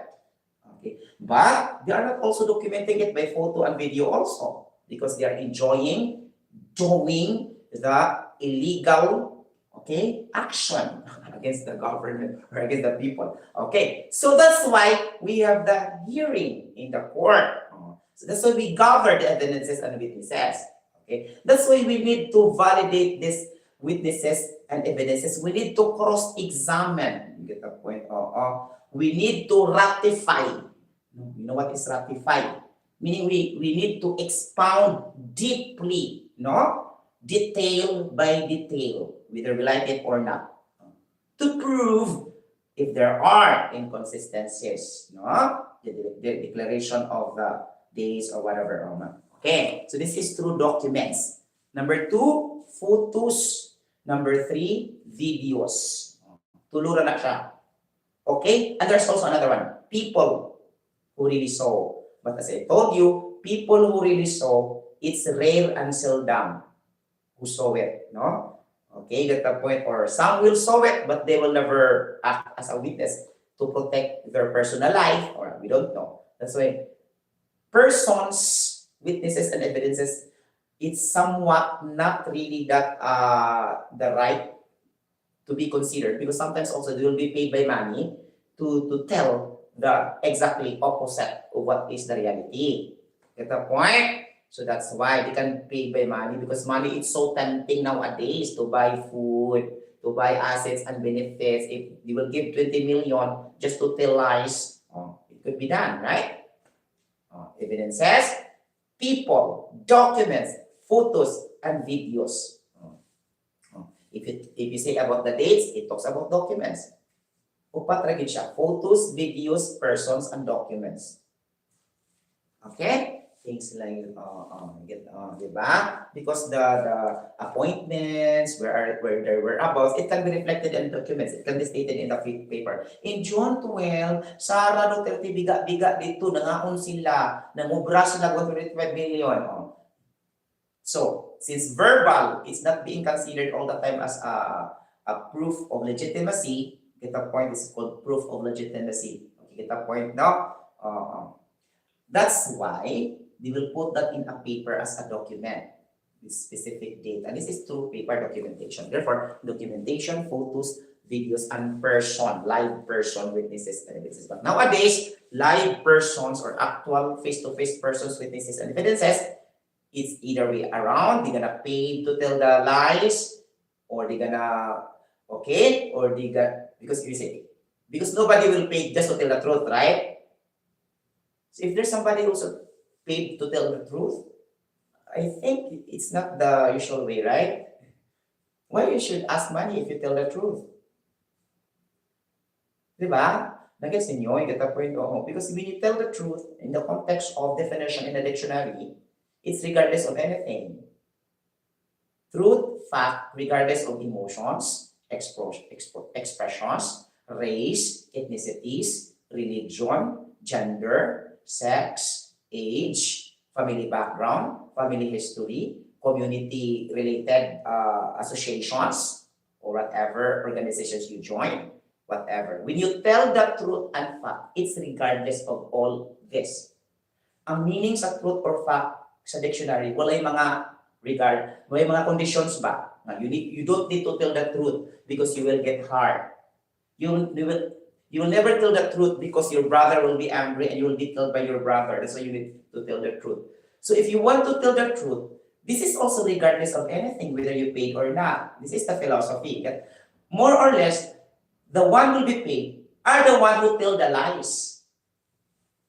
Because it's not easy to tell the lies. You get the point? So you are fooling yourselves in the exchange of money. At least they benefited. Parang ganon ba? Get the point? So this is in the case of money is the root of all evils in this case, no? Because they allowed somebody to buy their principle, to buy their conviction, no, just for the sake of the money, not stating the fact. And this is very common in every hearings, in every plaintiff, complainant, prosecution, defense. There is only one telling the truth there. You get the point? If you try to be strict, but since nobody want to tell the truth, okay, that's why they go into this proceeding. You get the point, no? Okay, so muna na siya gitawag po of professionalism. You get the point? Diba? They need to go to the process in order for a certain undertaking to be solved and to be rectified. So this has to do something with professionalism.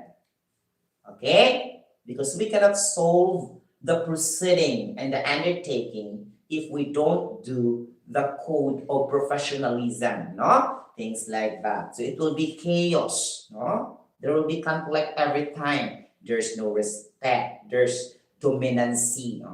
Okay, get the point? This is the time sometimes conflicts will be there, right? So they will just hold on.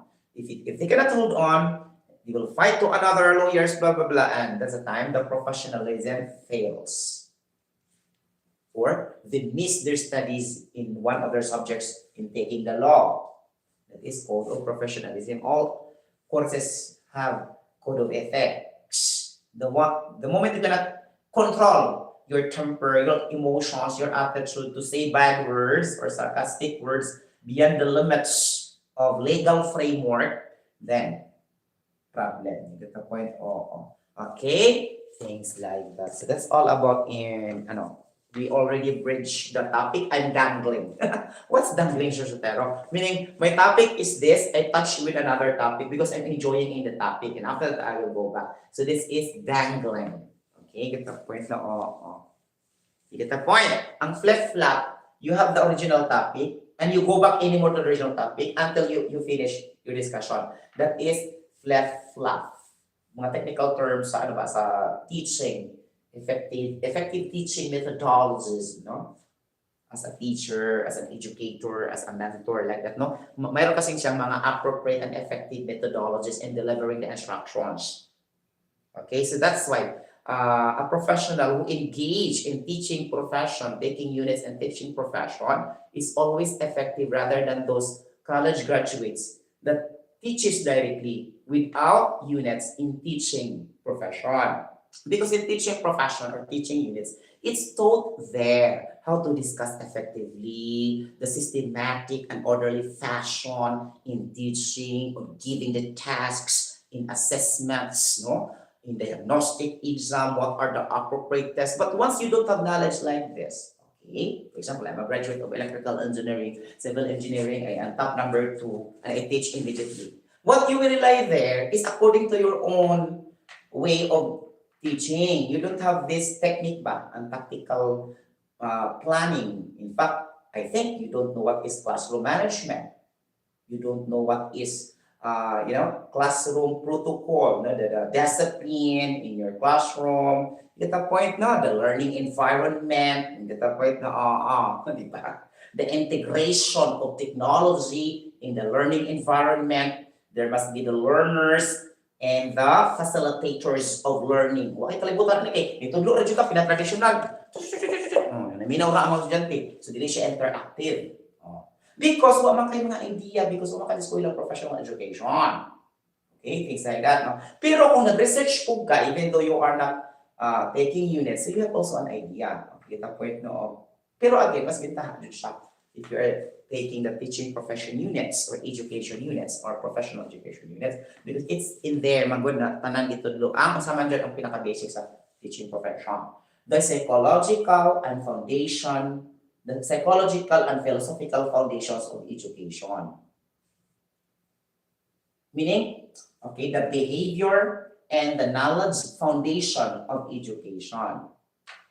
Okay, philosophy has to do something with the axiology, logic, and the logic. You get the point, no? Okay, of the study, the value and the relevance of the knowledge-based foundations, no? Of the entire framework of the intended learning outcome. When we say of psychological, it has to do something with the study of the mental and the behavior processes of the students, not only their mental and behavior processes, including you as a teacher. So that's why psychological and philosophical foundation of education.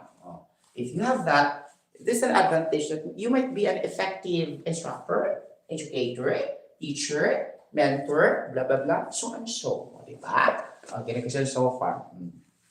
So, motto sa una, I remember, my CHE faculty, they have units also in UP, teaching like this, you get up na yung mga teaching units good sila, no? Get up to bit, dilitahan. Okay, get up with, especially katong mga graduates na Joma cum laude, magna cum laude, na teaching directly according to their accomplishments. Okay, things like that.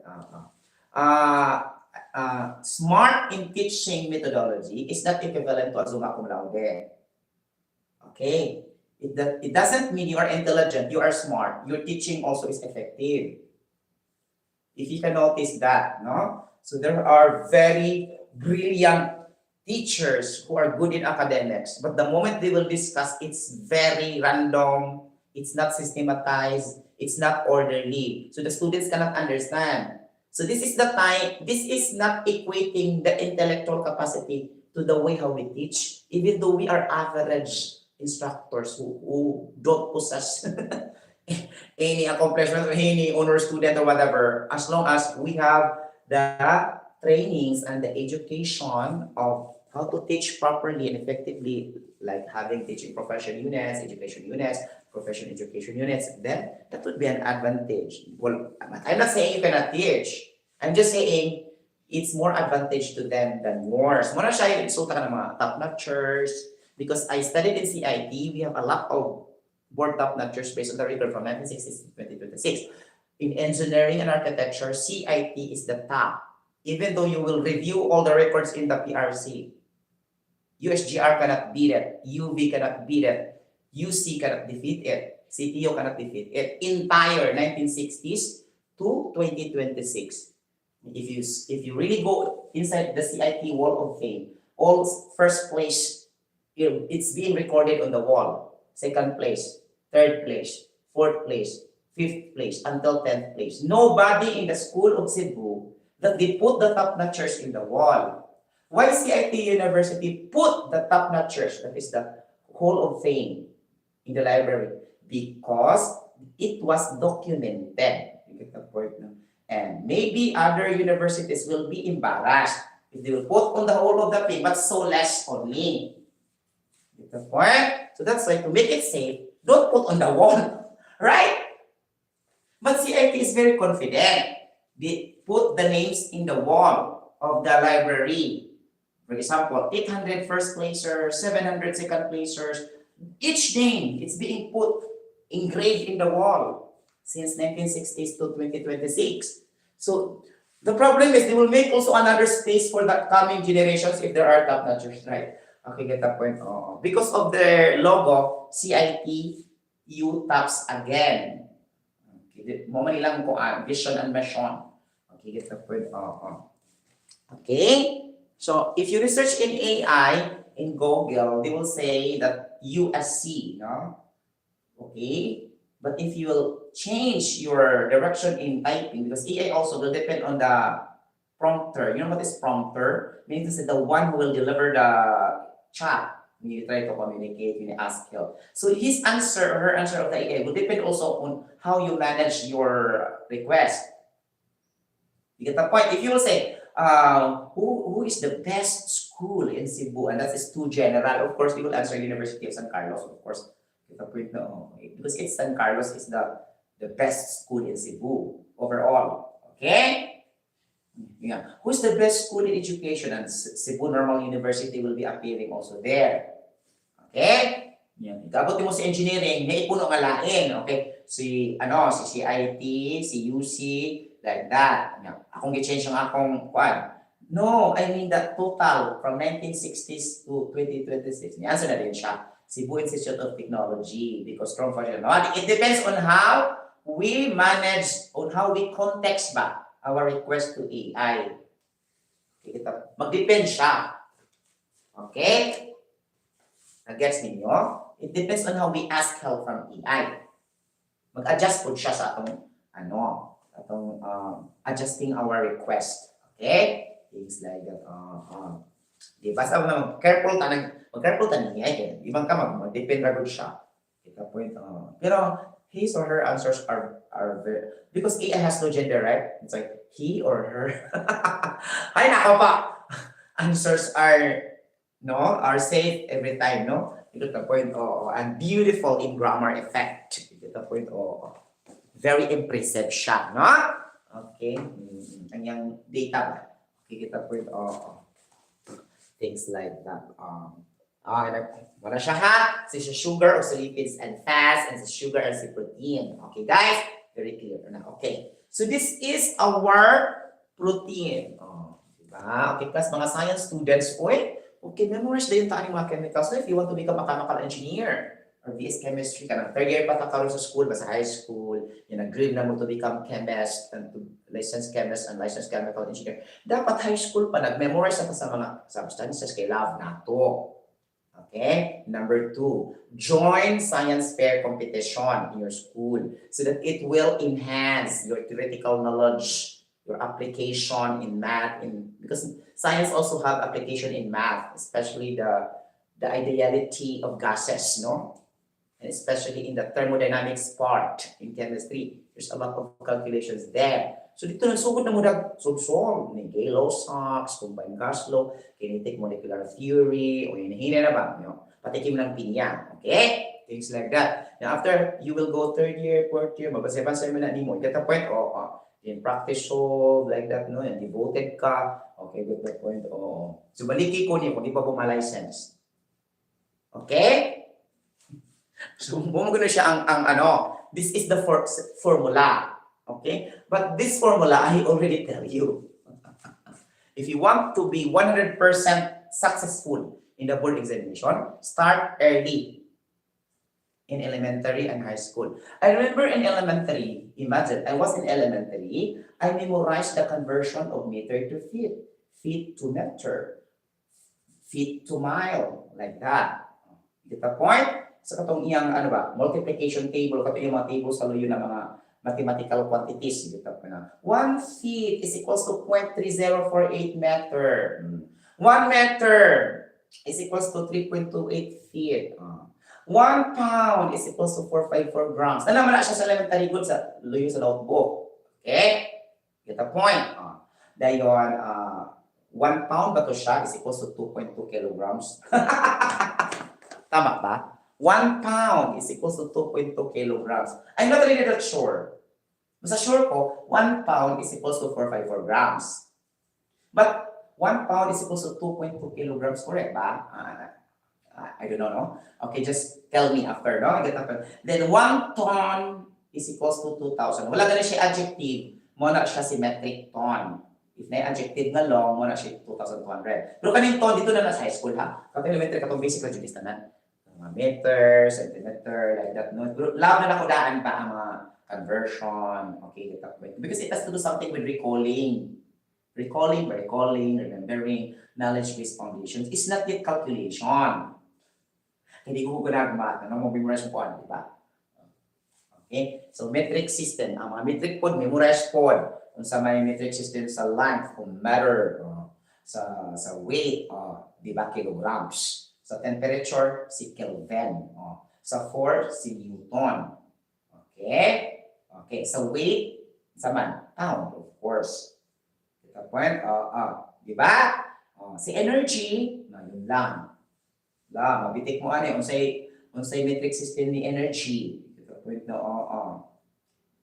The metric system of energy is calorie. Get the point? Get the point? Yan, iyang English is joule. Okay? Things na. I think na reverse, but that's what I remember. Mahuli siya. Okay, get the point? Okay, guys. Get the point? No. Karon, guys, dito ni siya sa college. First year ako sa college.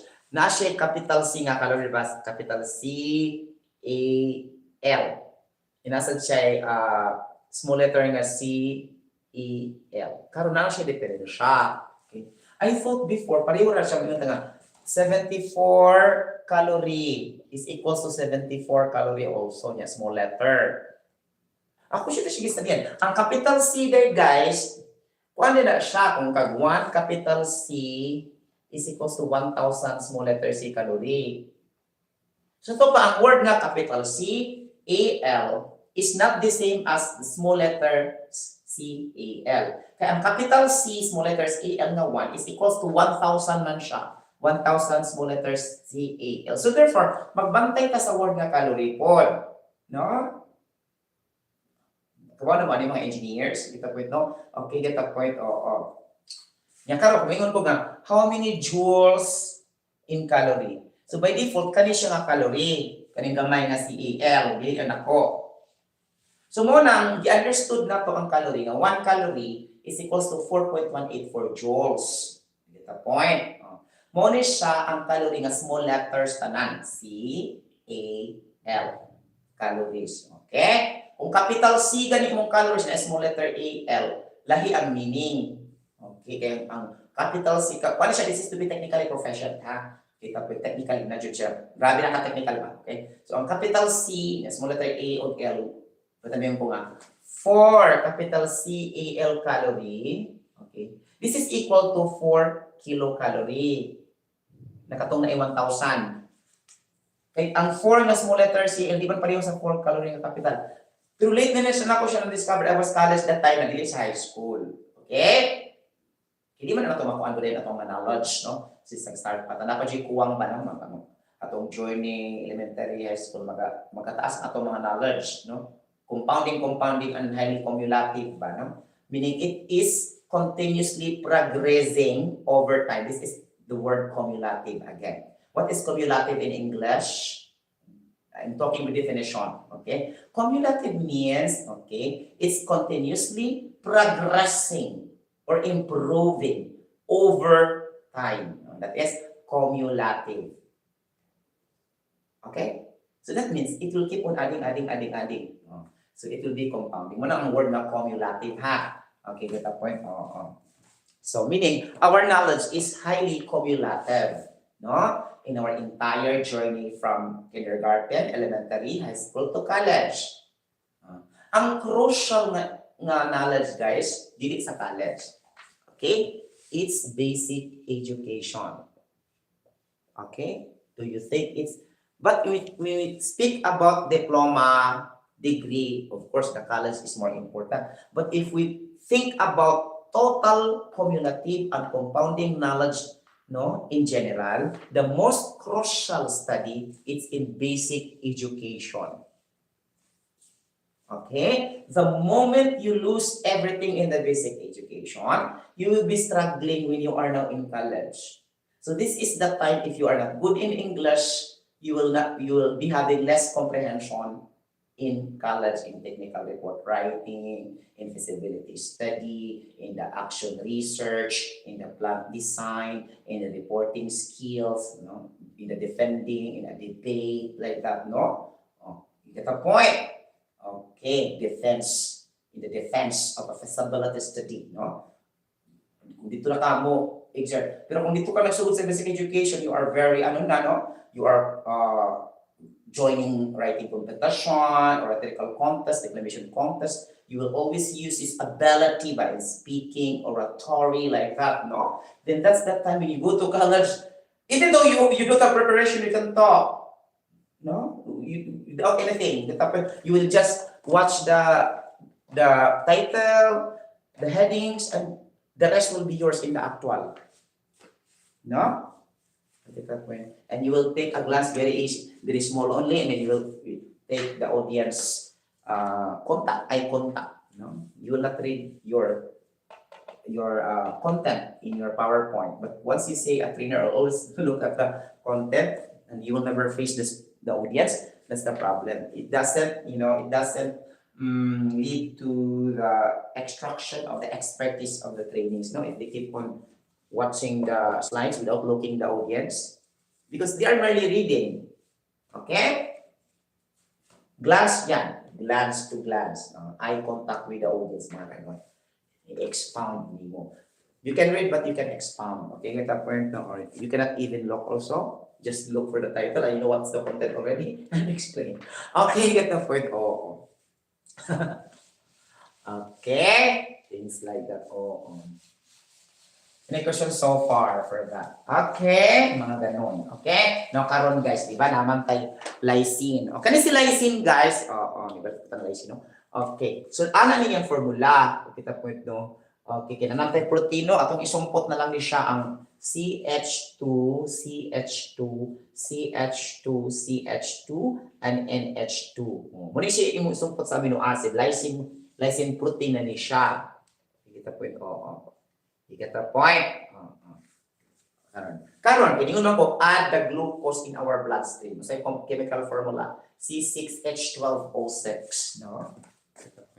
So, I hope makasabot pa dapat sa i-discuss ang mga terminology. Okay? Balik pa sa chemistry, no? Okay. So, we have general formula. Okay. Number 2, chemical formula. Number 3, empirical formula. Number 4, na siya mga categorization on how to say it, on how to interpret it according to its meaning and difference. It's not totally the same. We say chemical formula, muna na siya tanan. So there must be, there must be eloquency and articulation in each terminology according to categories. And you have to understand that as a chemical engineering student, no? As a chemist, you are very particular on the categorization. Because through categorization and learning the difference and the similarities, it's very easy for us to analyze and digest the content. Diba? It will help us to analyze well during the examination. Yon, angat buhay. Diba? Okay. So we have here general formula. And I will explain one by one. Okay. Chemical formula. Okay. You get the point. Okay. Empirical formula. Get the point. Things like that. We have structural formula. You get the point. Chemistry student, BS Chemistry and Chemical Engineering, pay attention. Okay. Condensed formula. Okay. Condensed formula. Okay. Okay. Commercial and brand formula. Okay, ito to. Like that, no? So general formula, guys, is very general. For example, if I will say glucose, C6H12O6, the general formula of dextrose is the same with glucose. Because dextrose is also a sugar used by the patient in the admission of the hospital to give energy and nutrient while this patient staying in the hospital, together with the oxygen. Okay? The purpose, in order for these patients to love to eat, to maintain their nutrients while they are staying in the hospital. So this dextrose is definitely a sugar or a glucose. Ayan, formula code C6H12. So general siya nga formula. Pwede si dextrose, pwede si glucose. Okay, what else? Diba? Nasa yung mga prepariha ba? Oo. Ano siya general formula? Na, usa ka formula, one formula applicable to different names. So general formula. Okay? Nag-gets? Wala ka dyan. Kita po ito. Okay? So pareho, the same formula. So in short mo na siya, isomer ba? Isomer. Kita po ito. The same formula, but differ or different applications and uses. Okay? For example, if I will say a graphite, that is also a carbon. And I have also diamond. And diamond also is a carbon. If I will say lignite coal, a lignite coal is also a carbon. Pareho siya formula ng carbon, C. Okay, get the point? Okay, with 4 shared electrons to be bonded. Okay, 4, upat mo na siya sa carbon. Okay, things like what else? Anthracite coal, diba? Bituminous coal, diba? Bitumen, diba? Asphalt. So these are all carbon. But this is not longer anymore isomer. This is now the allotropes of each other. But they have the same general formula. So this is the meaning of general formula. Now we go to chemical formula. Chemical formula is the exclusive formula of that compound. Has no the same. For example, if I will say ascorbic acid, C6H8O6, vitamin C. Malic acid, C6H4O5. Okay, get the point. If I will say, caffeine, caffeine found in coffee and tea, diba? C8H10, C8H10, N4O2, 81042, things like that, no? Things like that. So this formula is specific to one substance. There's no other the same. So that is chemical formula. Empirical formula. So empirical formula is the simplest formula given in that particular group, family, or any functional group. For example, if I will say sugar, what is the empirical formula of the sugar family? What is the empirical formula of hydrocarbon? In alkane group, alkene group, alkyne group. So meaning to say, this is the common empirical formula. For example, I will say sugar. So that is CH2O. May gawa sa board examination. Okay? CH2O. And then sa board, wala siya close and open parenthesis N. Because that would mean by default that the N would mean 1. Okay, that's why you don't have to put necessarily open close parenthesis N. So muna siya empirical sa sugar. For example, if there is a qualitative analysis of a something, quantitative, sorry, analysis of a something, right? And you need to determine what's the chemical formula of the unknown substance in the laboratory. Yeah, it's mentioned there, it's a sugar. And you have already the molecular weight. Since I memorized the molecular weight, sorry. So I memorized the molecular weight already. If it is glucose, 180 plus grams per mole. If that is sucrose, 380 plus. So I can approximate already that what kind of sugar is that. Okay? And ang simple na kayo now, what is the empirical formula of a sugar? Dito daw sa katong problem. Alam na, mag-compute ako. I know already the empirical formula of a sugar. Now, kung wala mo gi-memorize, mag-compute ka, kaya nagtuo ka mo change. Okay? The empirical formula of category to category, group to group, will never change. It is the representation, simplest formula of all. For example, if I will say, this is a sugar. If I will say, the problem will say in the board examination, which of the following is a pentose sugar? Pentose. No? It has to do something with, prefixes, no? Prefixes in math. Pento, penta meaning 5. So your N is 5. So this is the time I will put the open and close parenthesis times N. So N is 5. mathematics. 5 times C, C5. 5 times 2, 10, H10. 5 times 1 is 5. So C5H105 is the pentose sugar. As long as you know the empirical formula, you will not be bothered, no? Okay, you can detect already by just having the empirical formula.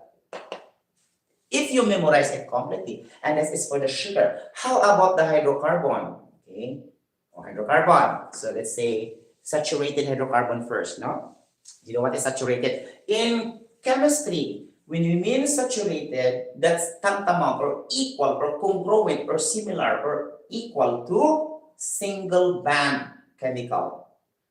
The banding is only having a single band. So the formula is this, CnH2n plus 2, where N is the number of atoms of the carbon. So the moment you have this, and the problem will say, what is this chemical carbon? We have atoms of 4. Identify. Yung mga substitute ng atoms sa carbon, and you can determine the chemical formula in case of hydrocarbon.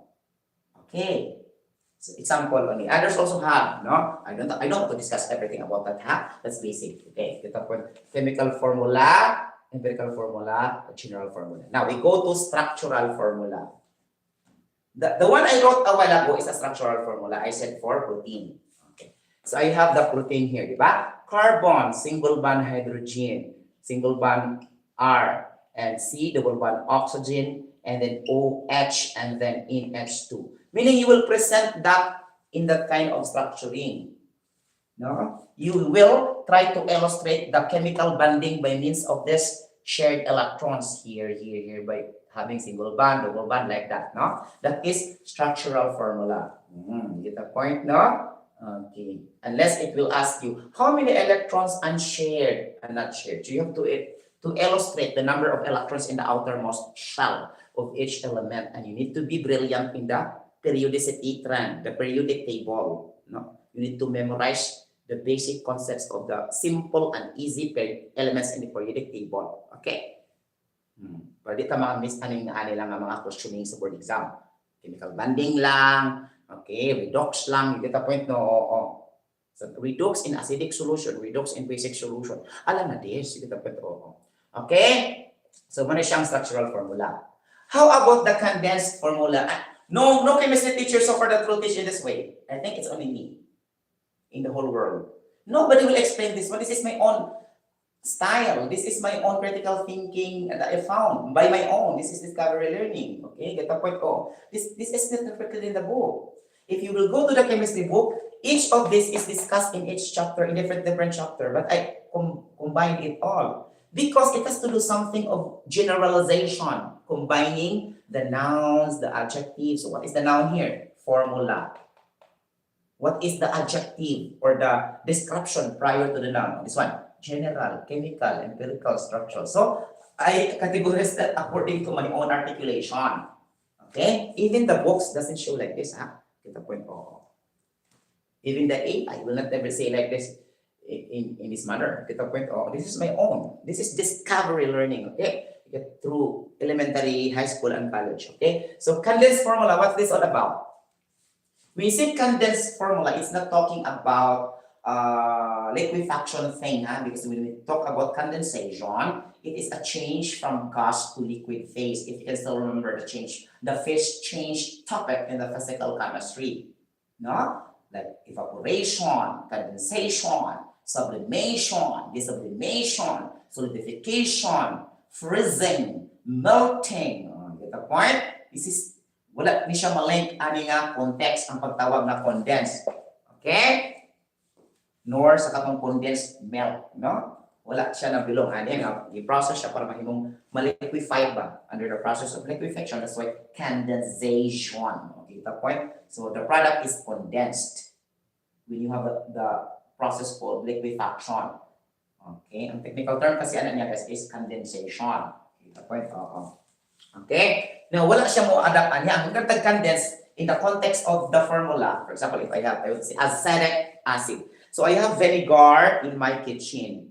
The chemical formula of vinegar is okay, HC2H3O2. This is the chemical formula of vinegar. Okay? Dapat kamautani ha, binigar gani ni. Kita point oo. HC2SC3O2. How can I write the condensed formula, sir? You need to combine the CH biga portion. For example, if I have carbon, so carbon duhaman, carbon.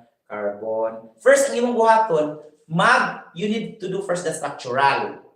Okay, and then later on mag-condense, okay? So C, duha ka carbon, di ba?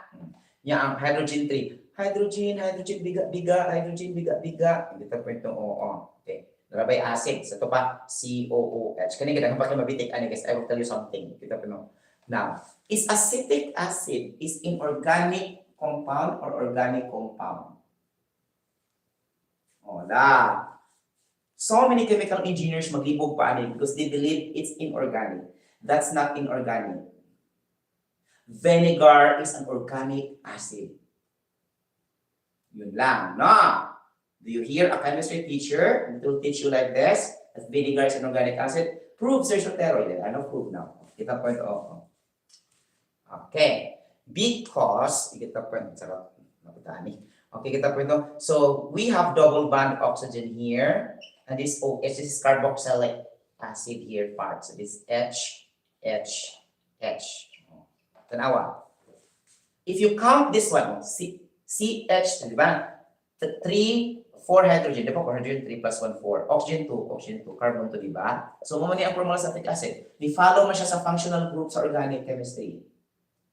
So, that we need to say, this is organic. So, this is the clue now. If the question will prompt us or push us to identify between inorganic and organic compound, your basis is the categorization of the functional group when you try to structure that one. Once it follows the functional group, no, it belongs to organic, it belongs to inorganic. The only tricky part here, because we normally use vinegar in our kitchen, right? So that's why we misinterpret that vinegar is an inorganic acid because it's common. Diba? But vinegar is organic acid because of the functional group carbon, double bond oxygen, single bond hydroxyl. Na siya COOH. So the moment you will see COOH in the chemical formula, okay, remember this whether you're a chemical engineer or not, it's automatically an organic acid. Ay, dugi-dugi na COOH. Okay? Technique na siya. Kaya gabasa ani mahimo na condense na gani ana na siya. CH3, di ba? Imong ilambigit si COH. No? How many hydrogen here? 1, 2, 3. So CH3, this is the first part. Meaning to say, you need to group accordingly to its linkage group. Group of the methyl, ang CH3, methyl alkyl group. No? We need to define this exactly so that we can understand. No? CH3 belong to alkyl group. Alkyl group. So represented by the hypothetical capital R in organic chemistry. So in short, we will be having like this in organic chemistry. Capital R, C double bond OOH. This is organic acid. It follows here because the CH3 is R, meaning to say alkyl group. And the specific alkyl group is CH3. So therefore, this is methyl. So therefore, methyl is attached to carboxylic acid. Therefore, it's 1000% sure that vinegar is an organic acid. It's not inorganic acid, technically. Okay, get the point. I hope so. Understand? Okay. Now, ang condensed niya, ano na siya? Okay? So, ang condensed sa vinegar, CH3COOH. Muna siya condensed formula. Now, karon sa board exam. Right? Which of the following is the condensed formula of biga na kayo? Okay? Of, let's say, caffeine. Now, the technique there, if you know the structural formula, it's easy for you to do the condensed formula. Okay? Now, by just looking in it, na mga CH, COCO, that will be the condensed formula. But if you don't have an idea, you cannot distinguish until you die, which is the condensed formula, empirical formula, chemical formula, general formula. As long as you understand that all is formula. If you meet HCl, formula na siya tanan. Dili ka di ka articulate. You are not articulate. Your intelligence and knowledge is not differentiated ba, no? You are not eloquent, no, in terms of categorization. Kay lahi-lahi ba siya, general formula, chemical formula, empirical formula, structural formula, condensed formula. And if so far, so I hope chemical engineering will be brilliant to this, ha? Para sure goal ta sa board exam. Okay, get the point? Ang ato na lang i-develop ang mathematical ability lang ang problem solving. No? Okay, things like that. Diba? Na magbuhat ko ni lysine. No, lysine, amino acid. Okay, kung wala si lysine, we don't have energy to convert the fats into energy because this is the job of lysine. Technically, to produce L-carnitine protein. Diba? Things that para sa atong bone, skin, and muscle health. So in between in that, it will be absorbing calcium, no, to produce vitamin D, and this is called calciferol, no. So mag-collaborate ni siya si lysine, si collagen, si calcium, si L-carnitine, biga lysine, calcium, vitamin D, phosphorus, potassium, magnesium. What is siya ang mga elements or minerals na it has to do something with bone, skin, muscles, and tissues. Bone, and tissues, hair. Okay. Apil dia si phosphorus. Okay? Sa bone po di si phosphorus. Elemental phosphorus. No? Elemental phosphorus comes from the sun. Okay? That's why we have phosphorylation chemical reaction. Ano mo na siya guys? Nag-photosynthesis ta. There are different SIMOPs there. You know what is SIMOPs? Simultaneous operations. But in here, the simultaneous operations are natural in nature. Mga natural chemical reaction ba? Sa nature. Sa planet Earth.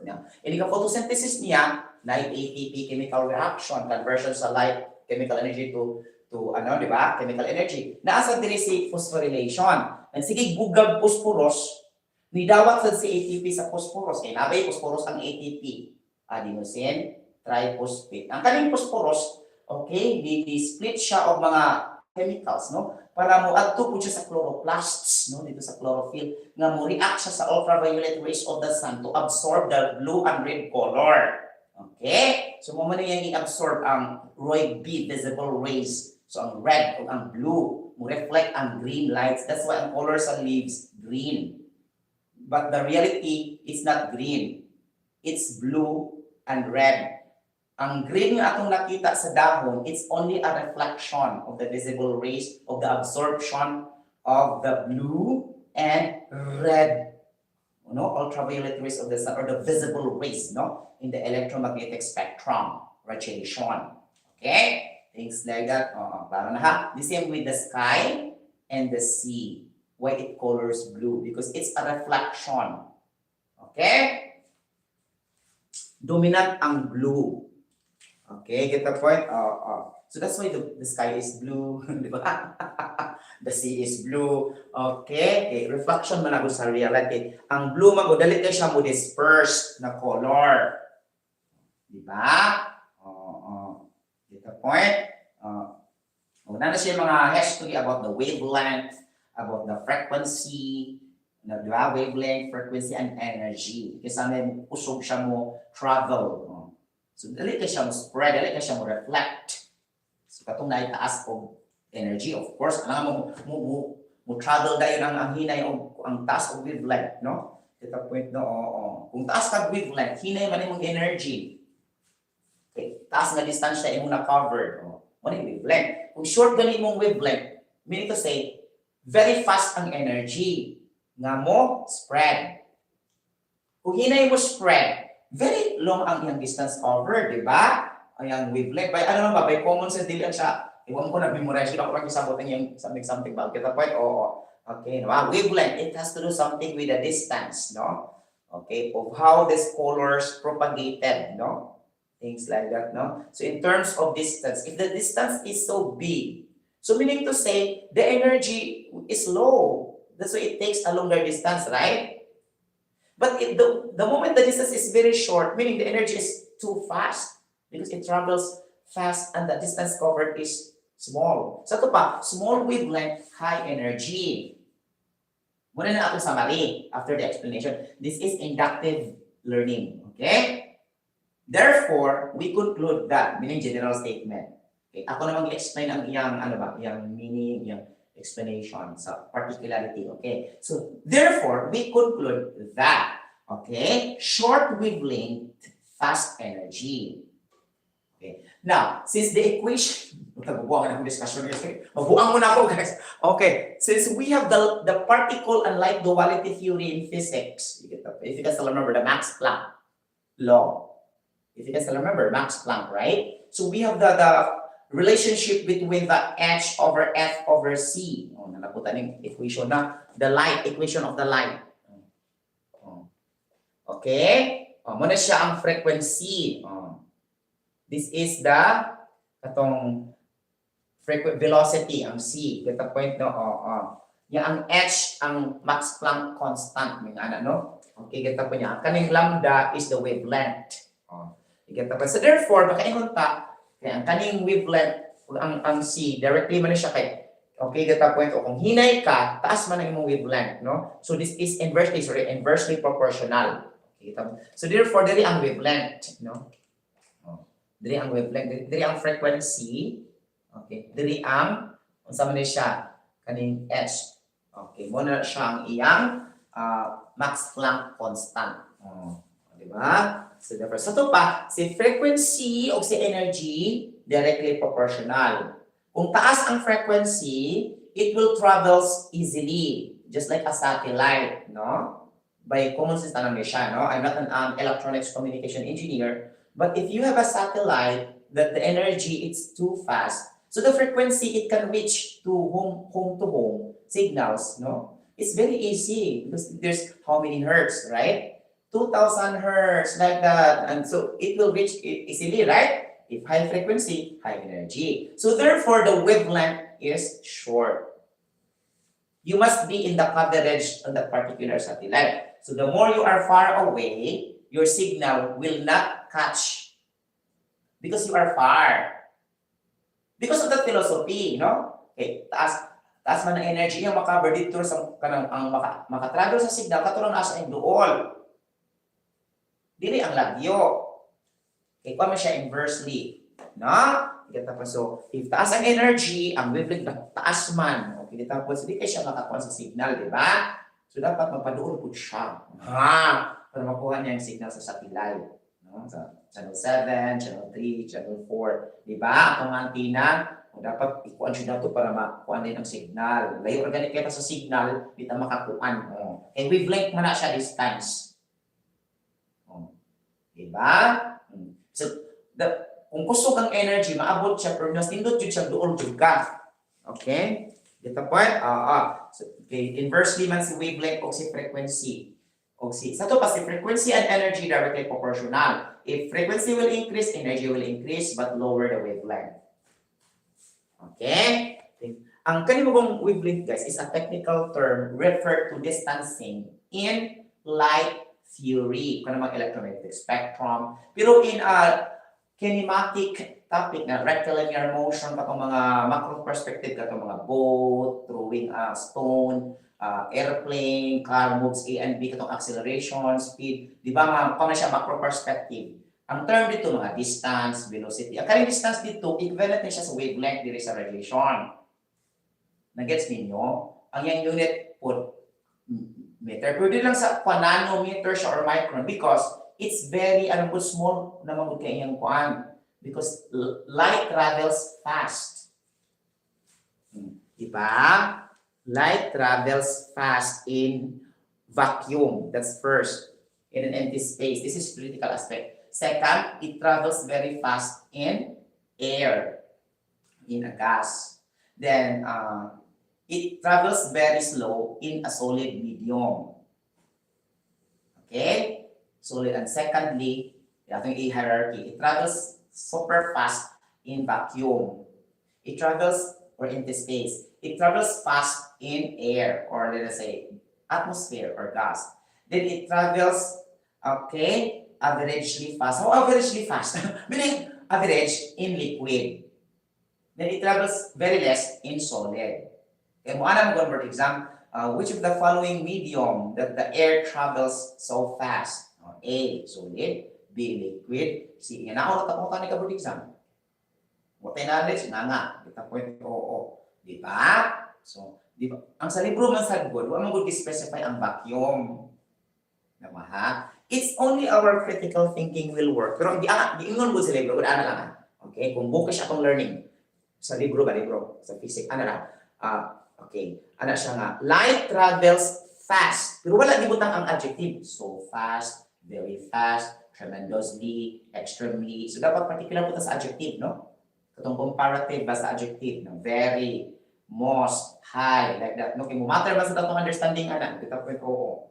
Labi na ko mga technical na kuan na check. Okay, kita point oh. Nya ana dito sa libro. Okay. Ano ra siya nga? Ang light travels fast in air or in gas. What man siya ni-mention of so fast, extremely fast. Mo dito i-mention ang vacuum o ang empty space na karon.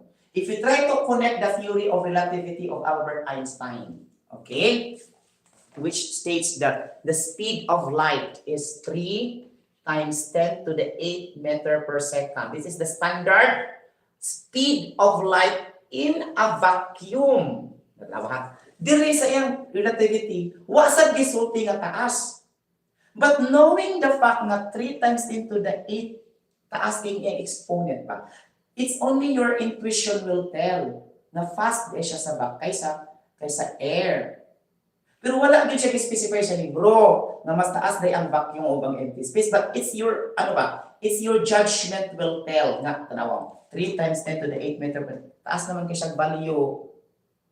10 to the 8 na good. So that would mean, okay, that light travels fast in a vacuum or in empty space compared to gas and air. But it was not just mentioned in a documented way in a book, but it's our own intelligence that will tell by just the figure. Mo na siya kita critical thinking. No, not necessarily siya mentioned. It's driven by your own intuition ba to identify or to judge or to evaluate. Nga di ka magpaabot ba ang libro pa dyan mo sulti. You don't wait the teacher will say, you don't wait the book will say, you don't wait the AI will say, and the Google will say. You don't wait any reference that will feed you. It's your own intelligence that would tell. Muna siya critical thinking. Gets? Okay. Dapat natay ingon ni aning ability if we take the exam. Advantage siya. Kita point po. On the spot na ano ba? Kita ba? Things like that, na-atake. Okay? Things like that. Muna na siya ang comparison. Muna ma-apply ni mo diri ang kasi mo ma-apply sa cognitive intelligence diri sa learning. Analysis. Okay? Nawawa ko kay knowledge-based foundation. You don't have something to apply. So there's no application. Okay? Since you know the objective theory and there's data there, and you're gonna break down that data into several components to understand it, ma-analyze man mo kasi ka kay knowledge base, di ba? Okay, get the point? Oo. So, nag-analysis ka diri. Okay, component to component. Get the point? No, oo. Yan na yun. Evaluation and then creation ang last, no? Okay. Higher order thinking skills man ang analysis, assessment, evaluation, judgment, conclusion, and creation. Okay? Lower thinking skills ang memorization, understanding, application, okay, mo yung anakuan. Okay, kita po nga ability. Lower order thinking skills. Ang higher order thinking skills magsugod sa analysis. Okay? Analysis, okay, assessment and synthesis, okay, evaluation, judgment, conclusion, and creation. Actually, ang kaning evaluation of judgment slash na siya. Because when you evaluate, you judge later on. After you evaluate, you conclude, right? Nag-gets ninyo? So, sa to pa, ang reality, ano ko, ano siya? Analysis, okay? Analysis, synthesis, okay? Get the point. Kaya ang synthesis and assessment, kung ano siya, slash. Then, ang judgment, slash, evaluation, slash, conclusion, slash, and then the last will be creation. Creation, the ability to create your own masterpiece of idea. The ability to conceptualize your own. The ability to formulate your own. The ability to conceptualize your own, the ability to build your own. Your own, sa to pa, dili sa AI, dili sa libro, dili sa Google search, okay, dili sa imong teacher, imuha ra jud. Okay? Okay. So, mga higher order thinking skill na siya. Okay, ito point no. Kung manarbaho ka, dili sa pero kung educator ka, if you are an educator, this is task of creation, no? Hindi man ka pwede mag-AI when you teach. Kita point na, oo, niya. Uy, mag-AI mo. Yan, ka examination na. Open dahil ang internet. Di man, may open ang online. Sa ito pa, kung sa na-align, no, dapat unta, kung nag-AI na takaron, if we are a cyberspace or AI technology world, supposedly, ato pang exam mga AI na pod, open computer, open mobile, so di ba, marwa say no? Kaya anong, ang exam lagi nato, di man lagi open AI, not open online, not open computer, still traditional. We don't let open. Pati mga books niya. Nga nung ingon ta AI, cyberspace, so dapat nang atong exam, open po tanan. Na AI, na Google, to align everything, di ba? Nga nung dili pa man lagi i-open tanan.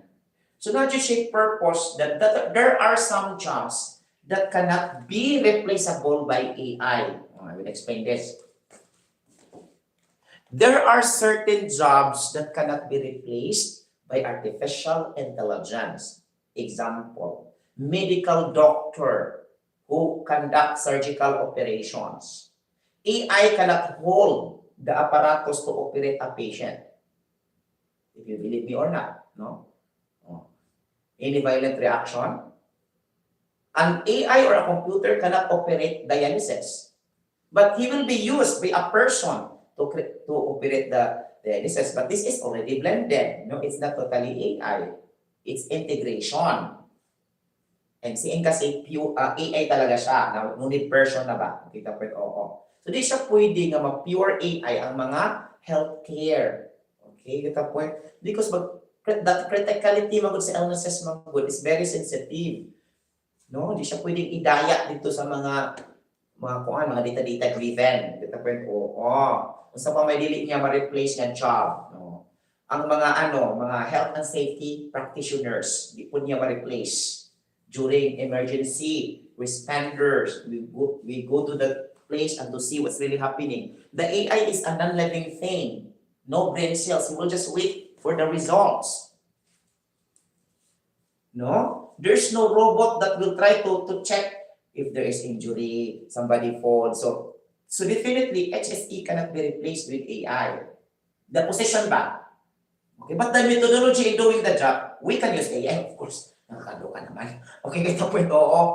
But the position itself ba cannot be replaced with AI. Okay? Ang mga position na dali, ang educators, di po siya ma-replace sa AI. Why? Because teachers have emotions, have expressions and feelings to care and nurture the child for the proper discipline. AI has no artificial intelligence, no? No heart, no brain, no emotion. So that's why a teacher in a classroom cannot be changed with an AI. Okay, research niyo para ma-prove na to. So di na siya pwede may list na ang mga teachers ang mga educators. Labi na sa basic education. Sa college, pwede na, no? Pero sa basic education, dili yun siya pwede. Kita point, oo. Labi na mga kindergarten, preschool, i-AI mo na yun, nagbuang likuang. Kita point, oo. Nandiyo ni guidance sa hands-on, sa mga adulthood, no? For the proper discipline, to train them, you know, how to behave properly and appropriately in the community. So, Diba? And it can be interpreted in their own language. Native language.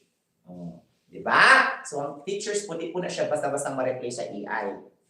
Pero ka mga banking and finance, no? Mga computer, na siya, pwede na siya ma-replace sa AI.